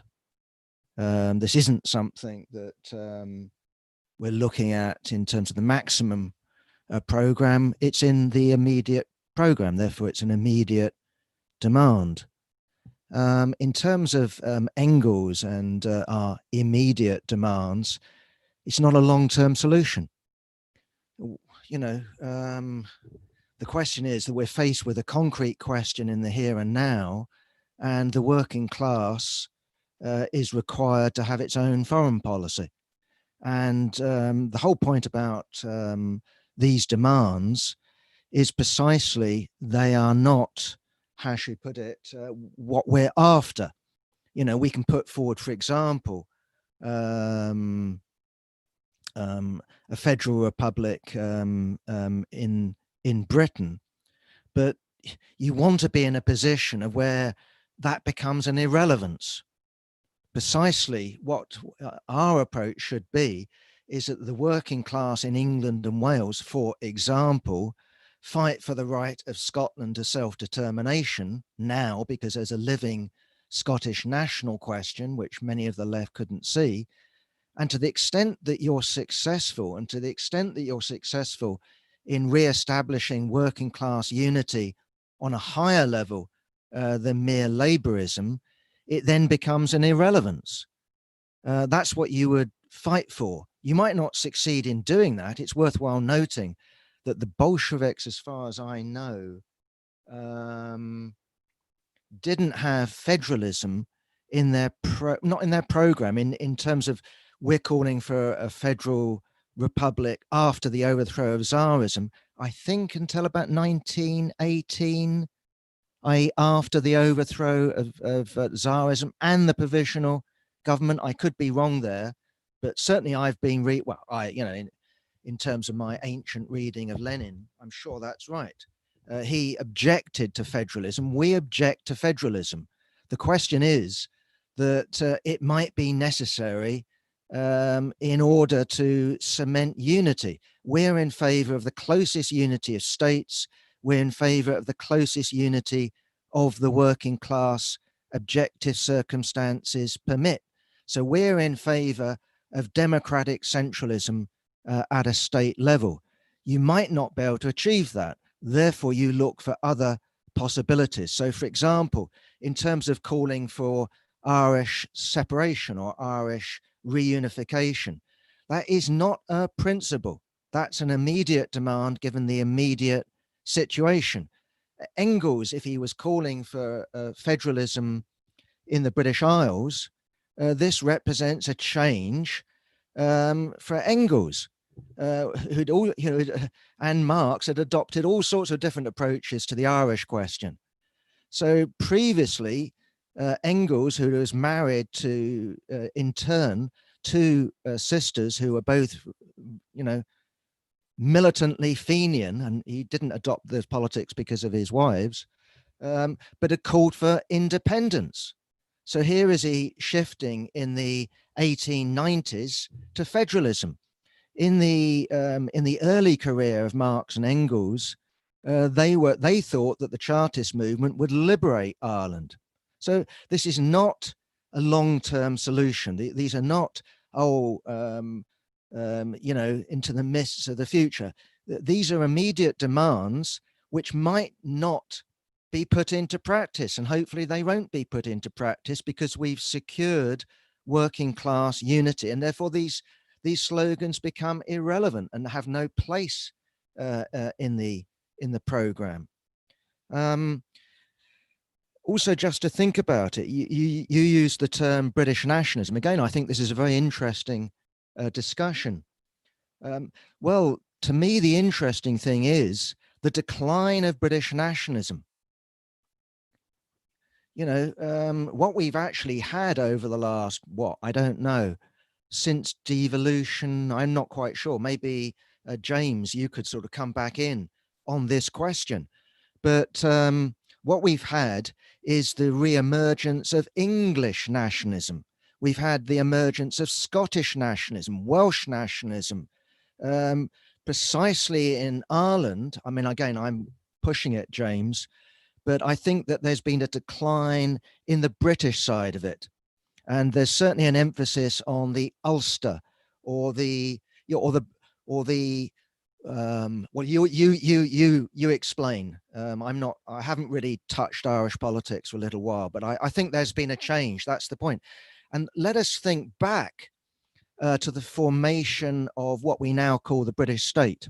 What you had is an ideology in enlightened Scotland amongst the intelligentsia, Edinburgh in particular, and they started calling themselves, not because of state sponsorship, these people invented the idea of the Northern We want to share in the the gold of the British Empire. The Scottish regiments, or the Scottish elite, benefited massively from unification with England and Wales. And there were, in that sense, we need to understand Scotland as not as Scotland.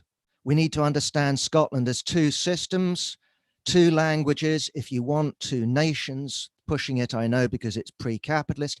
Nevertheless, the fact of the matter is, the elite in Scotland benefited when it came to Westminster, benefited from the British Empire when it came to the army, and in terms of the intelligentsia, took the role in inventing the term Britain. Britain obviously is an ancient word going back to the Romans and who knows whatever, but nonetheless, in modern terms, this is an invention.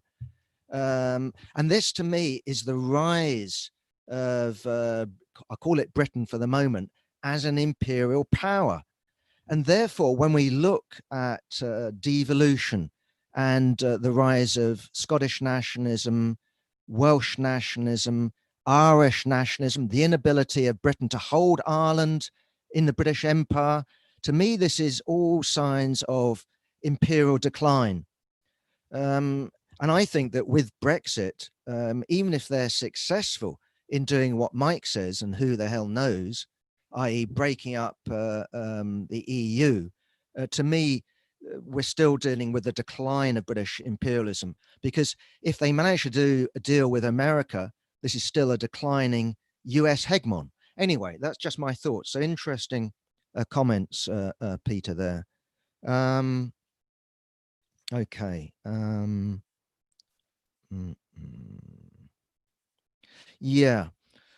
Okay, in terms of what Anne was saying, and I'll finish there because there's lots of other things I'd like to talk about, but I think I've pushed my 5 minutes way beyond my actual 5 minutes.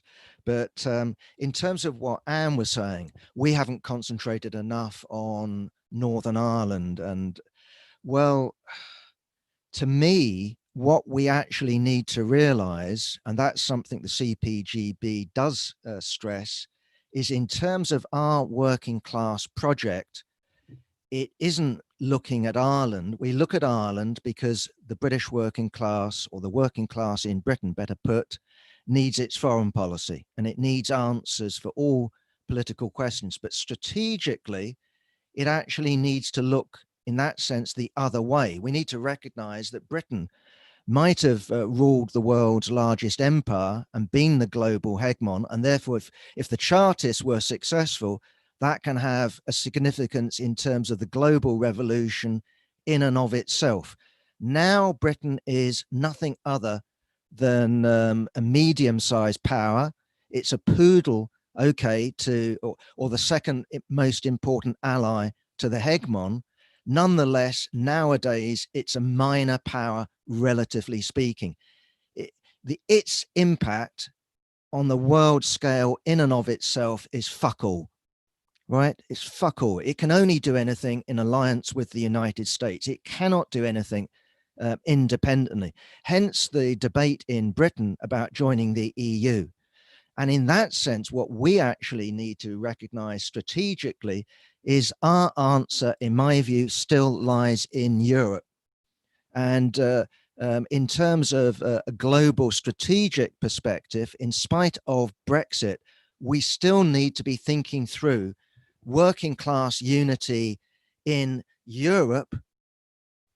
That should be our emphasis, not the unity of British and Irish workers as if we were living in the days of the British Empire. That's much more relevant in the days of the British Empire than it is now. I'm not against that, by the way, and you know, in terms of should be unity with all, but it should be in the project in relationship to Europe and us rethinking through our strategy on Europe, given Brexit. And we haven't done that. I'm not going to beat ourselves over the back, but it's that way, I think, that we should be looking at things. But yeah, lots of bloody interesting ideas. And thanks, by the way, Ben, who I haven't engaged with.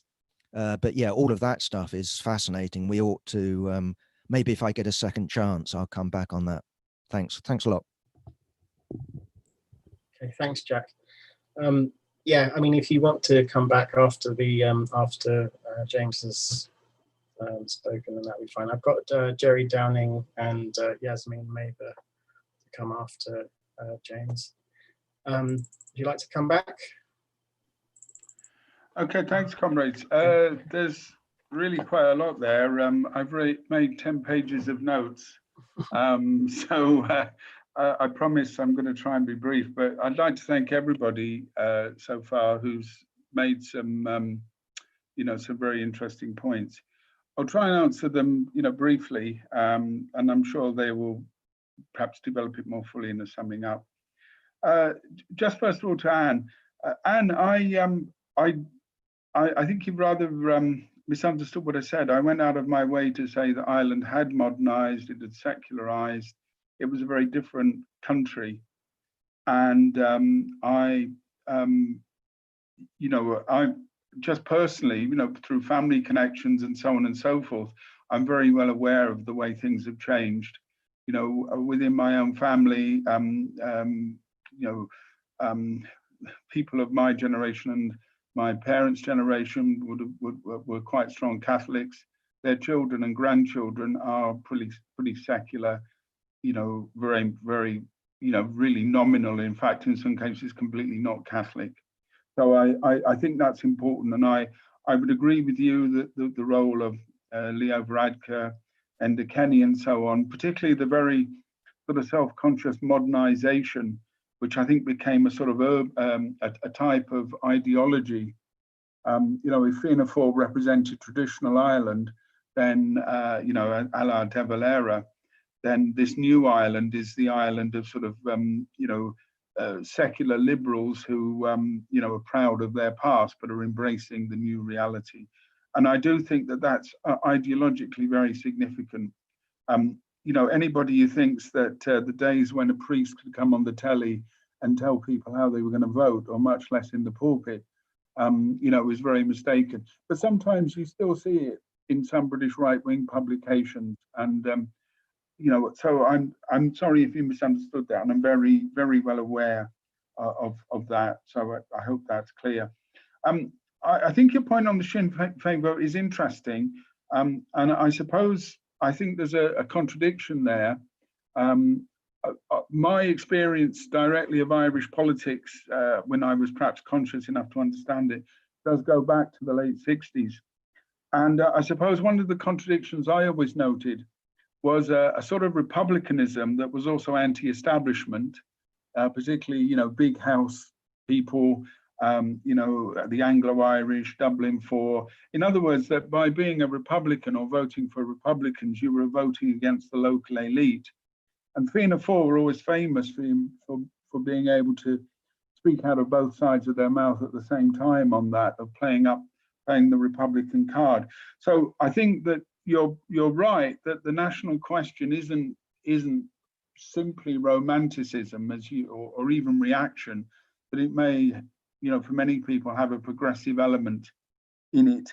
And so so a Sinn Féin vote would be an anti-austerity vote, a vote for change, but it would also be a vote, I think, against the constitutional structure, which would still be regarded as solidifying these elites. And although many Republicans historically said that they always found it difficult to relate anti-imperialism, as someone said in the 80s, how can you explain to people in Ballymun that they have the same struggle as Ballymurphy, and that in particular that British rule exerted its hold, or capitalism exerted its hold over the South as well. So I think you're right there. I don't want to sort of get into speculation about the future in terms of Sinn Féin in government and a border poll. I think there are too many variables, although I think it's important to think about it. And one of the good things about this discussion is that people have sort of done thought experiments, as it were, about that. I think, first of all, that the border poll technically would be a poll only in the 6 counties because it's the Secretary of State. And again, you would have the same issue as with the Good Friday Agreement referenda, which is that they might well be two different questions, and the nature of that referendum would not be, I think, a genuine plebiscite on the unification. And I think you're probably right. I think there would be a yes vote, and I think it could be seen as, a new beginning for Ireland, sweeping away the corruption of the old guard, and so it does have that implication. I think that the general election that swept away Fianna Fáil in 2011 was a good example of that. And one of the things even in liberal critics is often the demands for refounding the Republic, the Second Republic. This idea of almost sort of revolutionary rhetoric around the nature of the state. So I wouldn't rule any of that out, but I'll come back to that in reference to some things that Mike has said later on. Chris, Anne reminded me in the chat box that indeed in terms of parliamentary representation, the Irish left has a higher profile than its equivalent in Britain. And groups like People Before Profit, Rise, Solidarity, and the Anti-Austerity Alliance, Independence for Change. There are a number of people elected who stand under a number of sort of left or anti-establishment banners. Indeed, if anybody was in one of the early discussions with John Riddell, one of those TDs, Paul Murphy, was actually present. Now, there can be a number of criticisms of them. I mean, I think there are quite severe criticisms of them, and I've written those. But I do think that the Irish left is actually proportionately, and I use this just simply in parliamentary terms, is proportionately more important, and that means that their responsibilities, for propaganda, for socialism, for opposition to the status quo, and so on, are actually much greater, and we've seen that, developed. Ben, you raised many very interesting questions, and I suppose that what I would just focus on for the moment is that issue I raised right at the end about the nature of the Protestant community. And I think that this has sort of come up in a number of contributions, particularly about the federal Ireland and, about its future.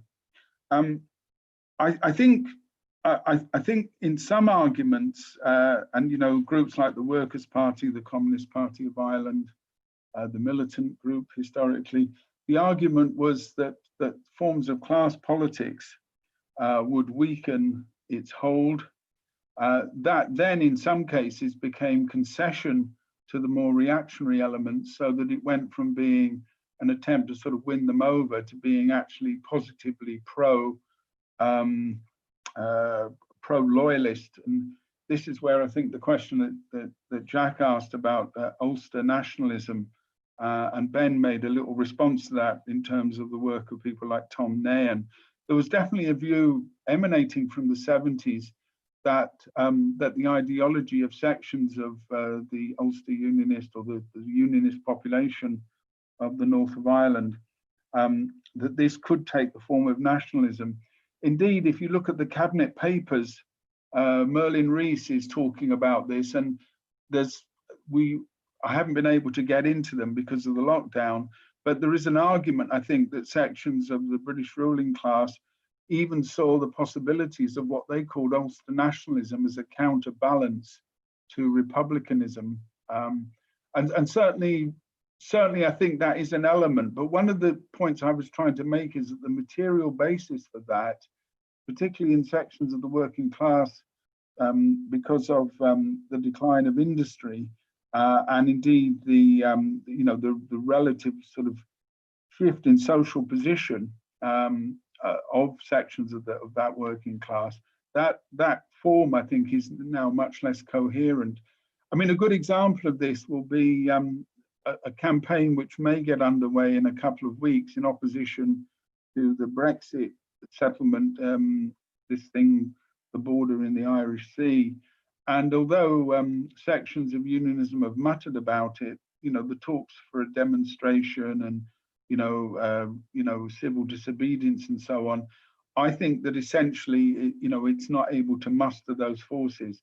the flag protests, for example, in 2013, which got a lot of publicity and tied up a lot of police, really were very, very small scale. And indeed, the ability of I would even say for dissident Republicans as well, to bring people onto the streets in the way that they once could, was much less. So I think that I think we do have to consider a set of political demands, towards that. And Jack's point about the issue of federalism and so on, I think is well taken. I think the concrete form that they might take, though, I think is problematic. And I did raise the demography and the geography. It was bad enough drawing up the 6-county border, but the border, a sort of repartition or a reconfiguration now, I think would look like a form of Austro-Marxism, that you might have little isolated pockets. So I think I understand the thinking behind it. I think it's something we need to discuss more. So I'll leave that there for further discussion, or at least we can take it up and I can respond further. On the issue of the Orange Order and its nature, Jim, your general points about social change, were well made. When I used to teach this to my students, and I actually took groups of students to meet the Orange Order, one of the complaints they had, and this is 20 years or more ago, was that young people actually preferred to watch the television rather than come along to the Orange Hall. Given what was on offer at the Orange Hall, I could well understand why. But I suppose the important thing here is the political decline. The Orange Order probably numbers about 30,000 people now, and most of those are aged.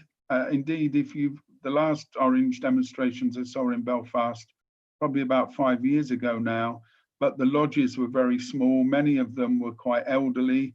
Some of them were, visibly, decaying. The bands, I think, are slightly different in that the bands are not technically part of the Orange Order. Indeed, for various reasons, many of the bandsmen would not be considered appropriate to join the order. They still exist, and there is still, they might exist around the fringes of paramilitarism and so on, but they fit into this general pattern that I've described. On the issue of corruption and indeed the Southern state, I mean, the Southern state is built upon, historically was built upon clientelism.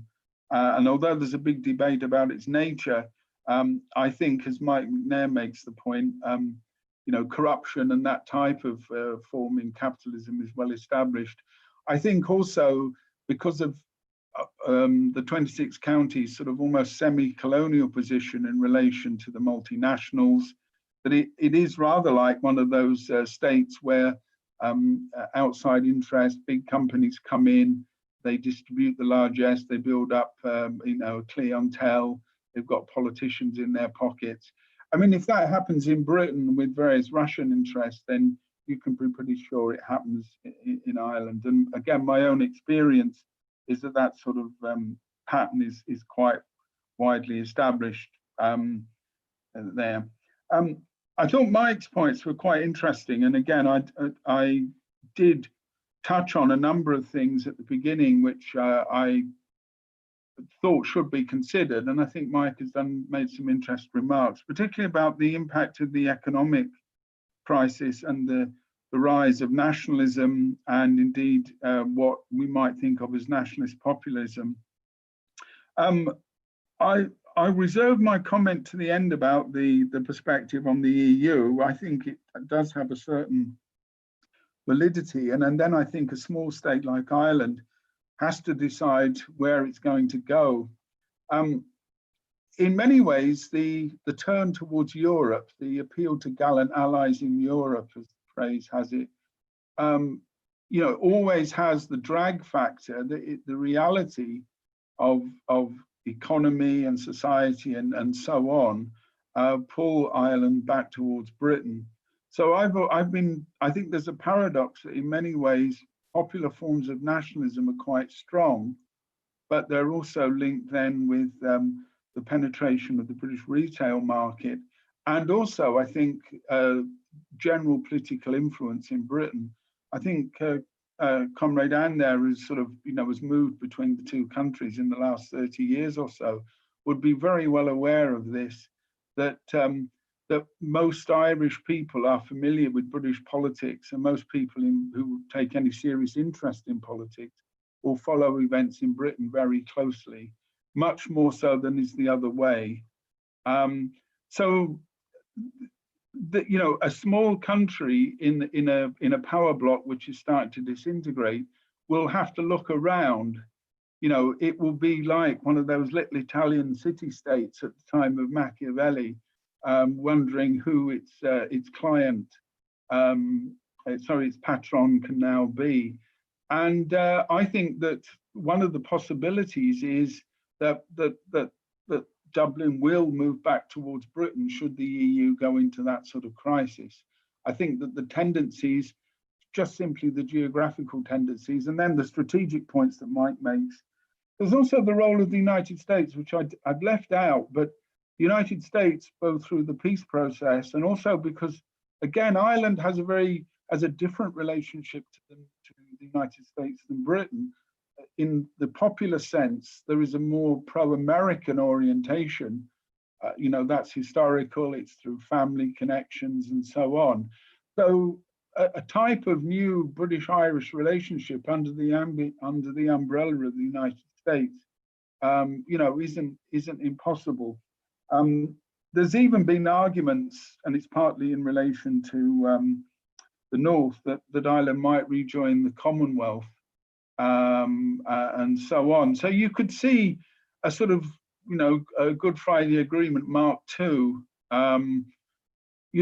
Ireland is a small economy, a small state, and so therefore it's going to be swept and washed around by what happens by its bigger rivals. But that does link into those issues of what's going to happen to the EU. But I think it is an interesting point. I also think that there's enough of a nationalist culture, and indeed of an unresolved national question, for nationalism to become an important form. Anne's hinted at its reactionary character. It could take that character, although electorally in Ireland, overtly racist and anti-immigrant parties don't do well. But again, in periods of crisis, you could easily see that developing.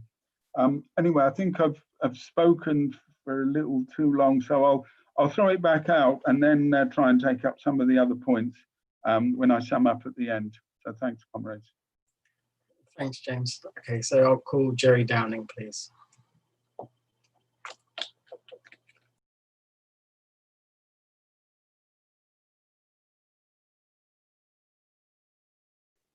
All right, is this, have you got me? Okay. We're fine, Jerry, yeah, it's fine. All right, okay. The points I want to make are that, well, recently John Hume died, and there was plenty adulation of him throughout the capitalist press and in Ireland. He was a great man, apparently. I had no such view of him historically, and I haven't changed my mind. He was, in fact, a toady for British imperialism. He was no better than that. And he first put forward the notion that was the basis of the Good Friday Agreement. And the notion that was the basis of the Good Friday Agreement is that what's happening in the north of Ireland is a disagreement between the communities. Now, this is fundamentally false. For instance, in the discussion around the COVID-19, commentators frequently refer to the 4 nations of the British state. Well, there aren't 4 nations in the British state. There are 3 nations in the British state, and the colonial British occupied 6 northeastern counties of the Irish nation. So that is the situation. The violence during the time of the Trouble was not a violence between communities. It wasn't a difference of opinion as such. On the loyalist unionist side, you had far-right neo-fascist thugs murdering nationalists at random. You had on the other side, you had the IRA that emerged after Bloody Sunday and after Ballymurphy, and they were defence organisations against these mass murdering thugs that were backed by the state. So the question of how to reunite Ireland is a question that does, as Anne pointed out, does essentially involve the British working class. I would say, point out that back in 1920, at the height of the struggle against the Black and Tans in Ireland, there was the height of the struggle against the British state itself by the British working class. And a curious incident happened close to the start of 1920, which was the Battle of Kilmichael. No, sorry, Crossbarry. At Crossbarry, you had something like 1,500 British troops encircling Tom Barry's fort, which came to 107 men at its maximum, 107, and unbelievably, Tom Barry emerged victorious, and he emerged victorious for a very particular reason. It wasn't because he was 10 times better than the British troops. The British troops did not want to fight. They turned and left the battlefield because they would not fight, because they didn't really believe that was what they should be doing, and because of the particular political situation back in Britain, that was the time of the Triple Alliance, etc. That was the time of the big. So what you had then, well, you had a real danger of an actual military defeat of British forces in Ireland, and the real danger arose from the fact that the British working class and the Irish working class were coming together to defeat British imperialism itself. If you look at today's Guardian, you will see that at this point there is 10 new IRA, or so-called new IRA, have just been arrested in the north of Ireland. They're obviously supporters of Sarah. They've been arrested. I think any British working class organisation worth its salt should defend them against this sweep, which was coordinated with the Gardaí in the south. Last Saturday, the Irish Republican Prisoner Support Group picketed the Irish Embassy, demanding that Liam Campbell not be extradited to the north of Ireland. We had a good turnout, I have to say. 14 people turned up, which was a good turnout in our view. But it's a questions that should be taken up by the British working class and by its most advanced sections. The defeat of British imperialism in Ireland must be the concern of the British working class, and it must be the concern that's fought for by revolutionaries in Britain and in Ireland. And the last point that I would make is there are differences always emerging. For instance, the Connolly Youth Movement in Ireland, which is the section of the Communist Party of Ireland, they issued a statement which created great trepidation among the Morning Star. They said that you cannot have socialism through Parliament. This upset the Morning Star readers considerably, and people were saying, what kind of mad ultra-leftist people are saying this? And then they cooperated with Sarah and Republican Sinn Féin to break up a fascist table selling in Belfast. They smashed the table and they drove off the fascists. Well, there you have people that say that you can't have national liberation without social liberation. Well, that sounds to me like a theory of permanent revolution, and I'm really not surprised at all that the readers and leaders of the Communist Party of Britain and the Morning Star were very upset by this turn. So I see these as progressive developments. And by the way, the Sarah have expanded enormously over the past year in Dublin and throughout the South. They have grown rapidly, which is the reason for the crackdown at the moment. The big vote for Sinn Féin is, in fact, a leftist vote at this point, although they are a bourgeois party and they do want to defend the capitalist establishment. But nonetheless, it was a leftist Republican vote, partially spurred on by the fact that, unbelievably, Flanagan, the minister back in January, the Fine Gael minister, wanted to do a commemoration which included the Black and Tans. And members of his own party and mayors and everything said, oh, no, we couldn't possibly attend such event, and they were forced to cancel it. So that's part of the radicalization that's happening in Ireland. It has to be both anti-imperialist and socialist in order to succeed. Thank you. Okay, thanks, Jerry. Call Yasmin Maber, please. Yasmin. Just very quick points. When Brexit was happening, I was of the opinion that, and I was wrong, but I was of the opinion that somehow... Sorry, you're a bit quiet, Yasmin. Can you, okay, I'll try and increase my...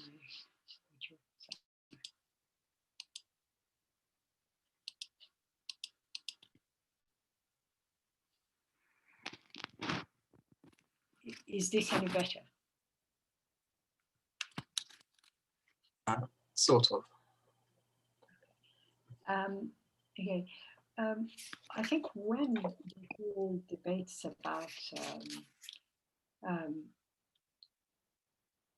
Brexit was happening, I always thought, and I actually said in some of the interviews that I did for BBC Persian and others, I thought British capitalism will not allow Brexit to go ahead precisely because it would fear first this Irish unity, but also, and maybe as significant, the separation of Scotland. And I was wrong. And at the time, some comrades pointed out that in many ways, we have to look at the nature of British capitalism, where right now, I think quite a lot of major industries in Britain are multinationals, owned by multinationals. The insurance, the banking, the media itself is now owned considerably by various interests. And maybe that explains the fact that there isn't a strong British national capital interest. Once that disappears, then you are talking of smaller capital, of the kind of Tories that supported Johnson, and therefore that small capital would inevitably go for English nationalism, Scottish nationalism, whatever. And I think we are probably entering that kind of period. I'm not sure, but that seems to be the situation.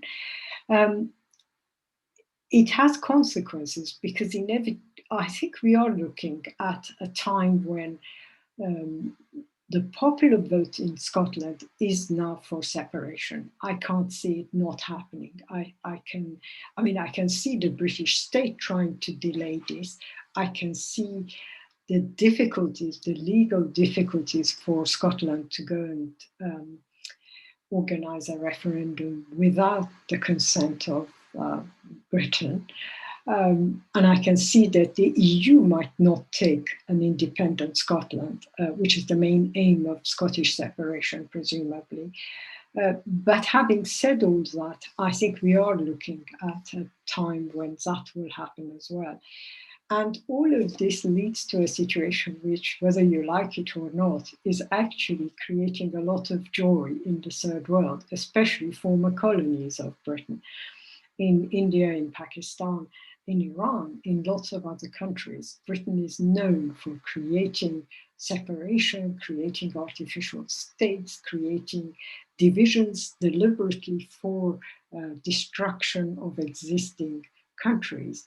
And every time the news of this happens, it is seen as a great joy. Now, I understand that long term, and especially if you look at it from the interest of the British or the European, more importantly, the European working class, the scenario is very complicated.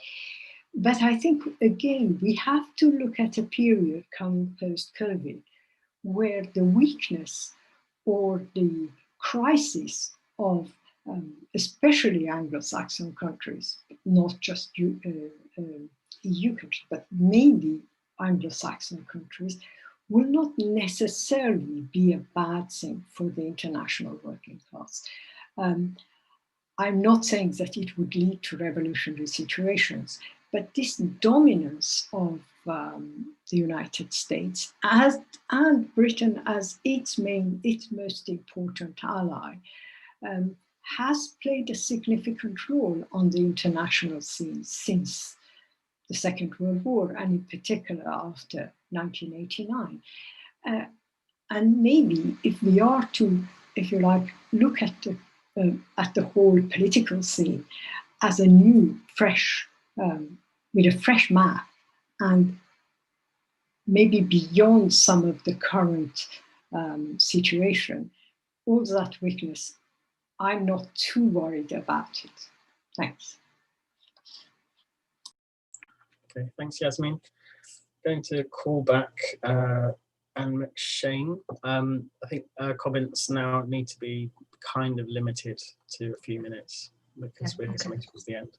Okay, thanks. Okay, so firstly, in relation to James Harvey, I apologize if I described you as having a very traditionalist point of view. I know you don't. It was really just, I suppose, maybe I was emphasizing the fact that the situation had changed, and also you did say, perhaps I have a gut reaction to 26 counties, because and also somebody else said during the discussion, the Southern Ireland statelet, and I just don't think you can call it a statelet in the same way as you say the Northern Ireland statelet, which is a statelet, which is, you know, a statelet of imperialist United Kingdom, whereas the Southern Ireland, the state in Southern Ireland, okay, there's lots of contradictions and dependencies on British imperialism, but at the same time it has managed to exist with stability, obviously, largely more recently due to the presence of American multinationals and support from the EU. So, and then the next point you make, I think, is a good point about the fact that in Ireland, the left and people who are interested in politics know a lot about what's happening in Britain, but that is not the case in terms of Britain and Ireland. And it does astound me, even in today's session, the lack of knowledge about the situation in Ireland. And this just brings me on to Jack Conrad's point in relation to my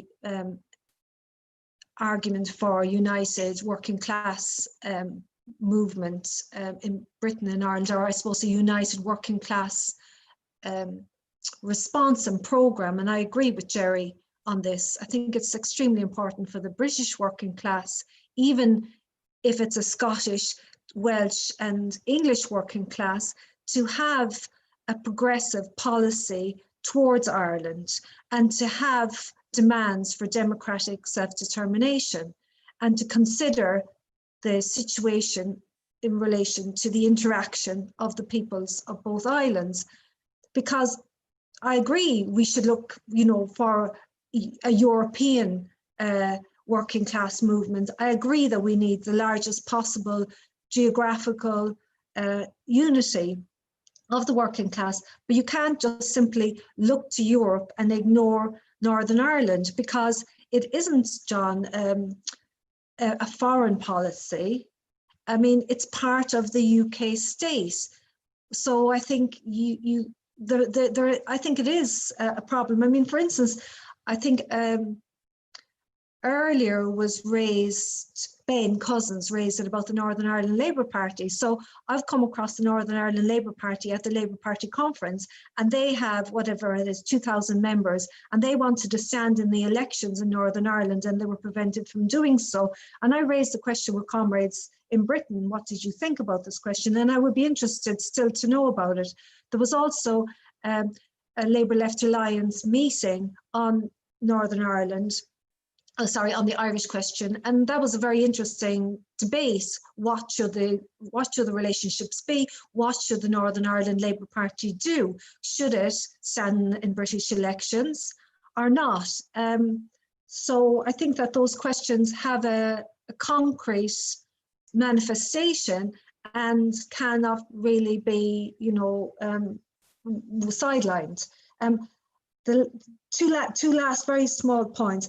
Firstly, the multicultural changes within Ireland, Southern Ireland, I think need to be considered as well.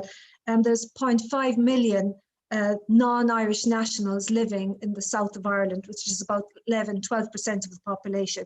That's a major change from even the 1990s.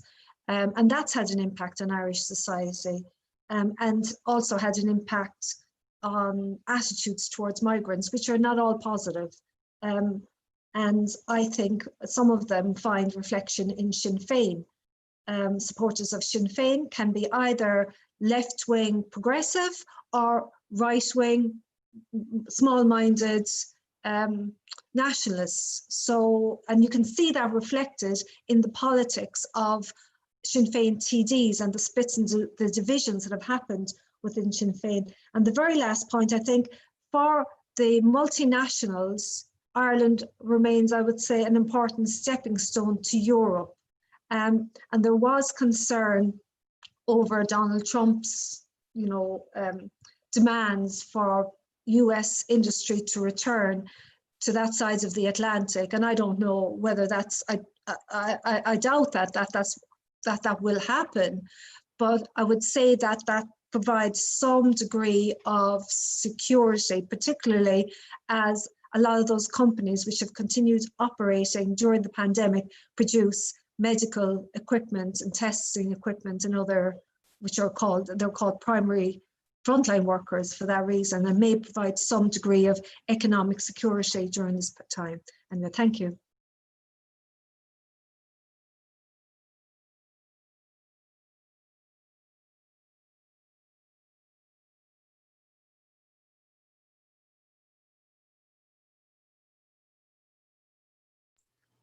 Sorry, I was muted. So I'll call back Jack Conrad, but as I say, we're coming to the end, so just a couple of minutes, please, Jack. Okay, thanks, Dan. Yeah, I thought your mouth was moving and I heard nothing. Just in terms of what Anne was saying initially, actually, I found this discussion very well informed, Anne. We might not agree with everybody, but I would take Jerry, Ben, let alone our speaker, yourself.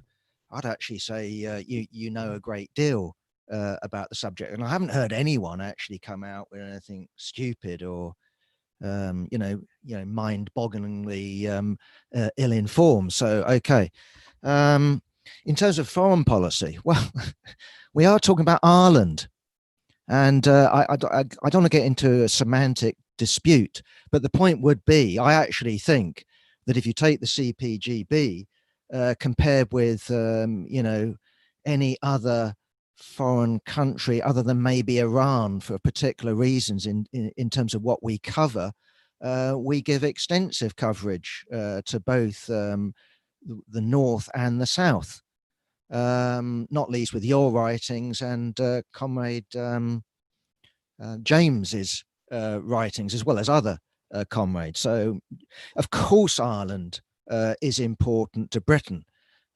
because of the history of it, because of the intermixing of the peoples. London, I know London, Kilburn, let alone everyone who's sort of native born British, or vast majority of us, of course, have Irish relatives. So that the two peoples have had a whole history of intermixing, and no organization that's based in Britain that doesn't take Irish Ireland and Irish politics seriously should be taken seriously. But of course, James wasn't saying that about the left. He was talking about ordinary people, and that's perfectly understandable.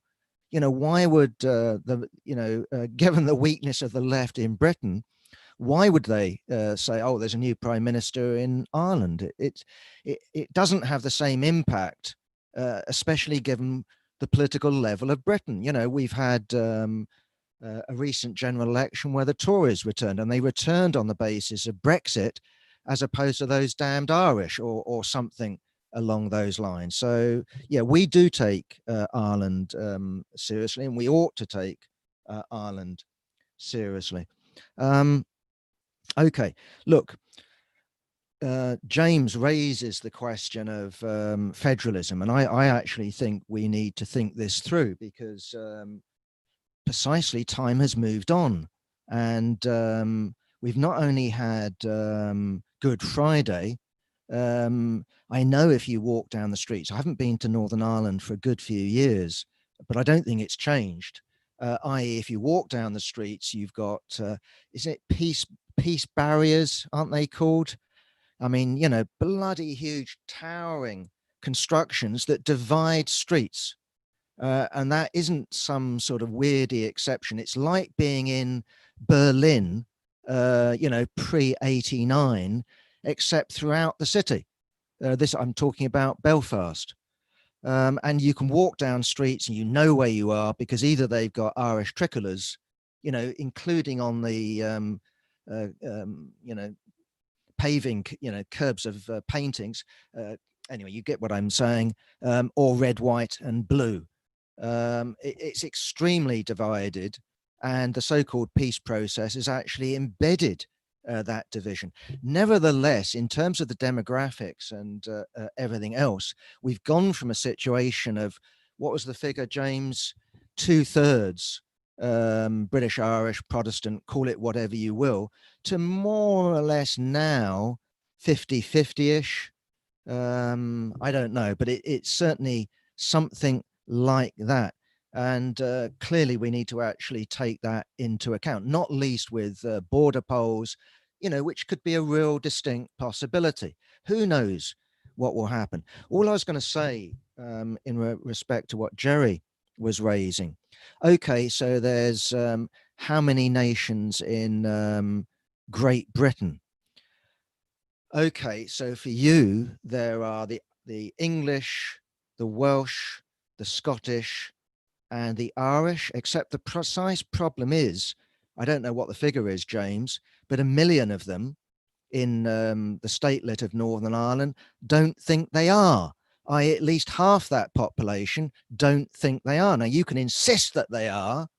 You know, you are actually Irish, and you've got no difference between your neighbours, even though you don't go to the same school, you don't live in the same district. Okay, they might now work together, and I think one comment earlier did raise the question of class struggle. They will be in the same unions, and I would have thought public sector unions now, as opposed to Harland and Wolff, which is either, doesn't that produce windmills now, or has it just gone out of business? Either way, it's a dead industry now.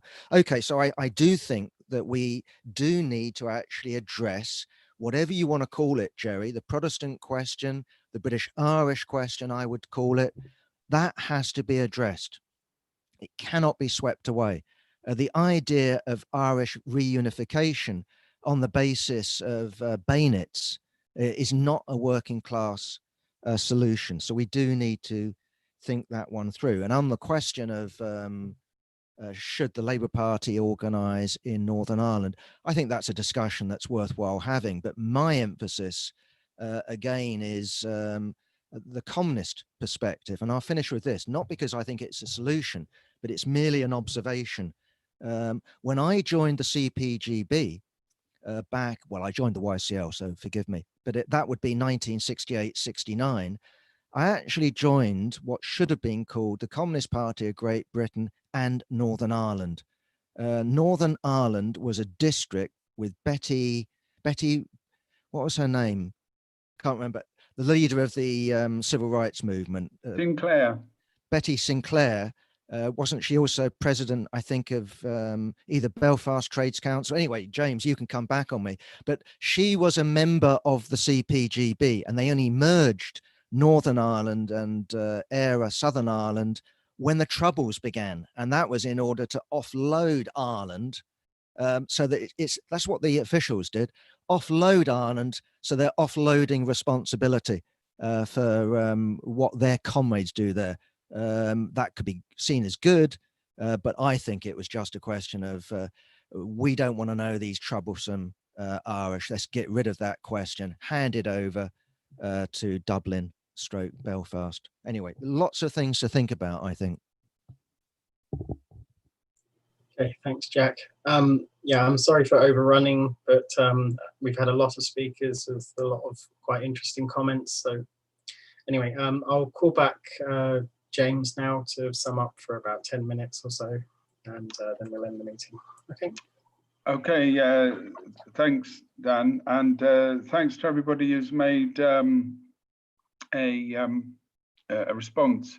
I know that everybody always ends by thanking the contributors, but I actually have had to think quite a few things on my feet as I'm working, and I would just support those comrades who think we need to discuss various aspects of the policy. And I, particularly Anne and Jack have made points on the importance of reunification, federalism, and Labour representation, and indeed, communism and communist strategy in terms of Ireland.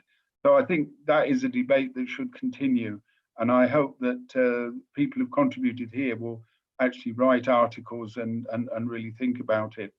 I raised a number of questions, not because I particularly had solutions, but I was trying to think how the contemporary situation in Ireland generally had influenced our demands, and simply to sort of go back to old demands, particularly given the developments since Brexit, but perhaps even more importantly on both sides of the border from the late 1980s onwards, and simply to sort of delve back to back issues and come up with a set of slogans and so on that might have worked well in the 70s and 80s, I think isn't really going to cut it now.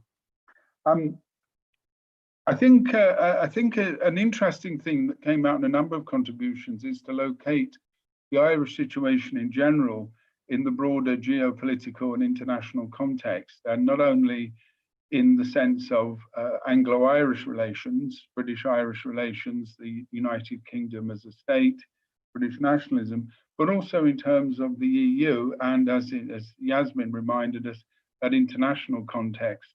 I could well imagine when I have visited other countries and have discussed Ireland, I'm always, I'm not surprised, but I'm always interested that people in other countries have followed events in Ireland. And rather like those Irish people who used to cheer on the Boers in the early 20th century, there were people in India and Egypt, I think in Iran. In fact, I do know of some Iranians who welcomed events, the Irish revolutionary events in the early 20th century. And I could well imagine that there are echoes of that today.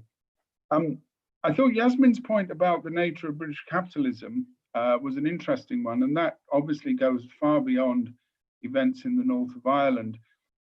There is an interesting parallel, and one of the things I've often thought about Ireland generally is that although many of us, and I don't mean me individually, but many of us on the left have often thought of it as maybe peripheral, once the big revolutionary events are out of the way, then it can be sort of put back on the shelf and, sort of left as an historical curiosity.